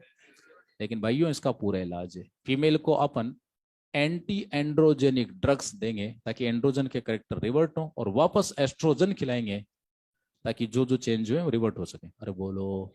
और धीरे धीरे और कई बार फीमेल क्या होती है कि खुद के मूड स्विंग्स की वजह से खुद ही डिप्रेशन में चली जाती है, किसमें चली जाती है, तो मेनोपॉज के बाद कई महिलाएं डिप्रेशन में भी चली जाती है, तो फिर वो एंटी डिप्रेसेंट देंगे, एमिट्रिप्टिलिन वगैरह एनोट्रिप्टिन जो भी होता है।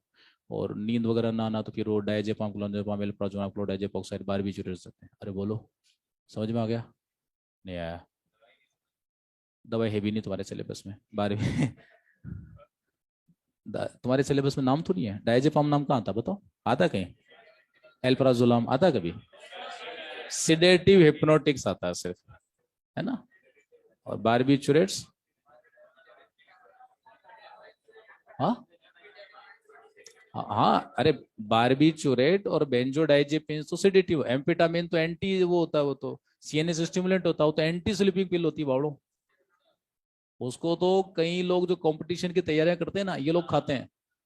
जैसे लास्ट में कंपटीशन आ गया, अब पता लगा 10 दिन बचे, साल भर पढ़े नहीं, तो एम्फेटामिन की गोलियां खा खा के पढ़ते हैं फिर वो।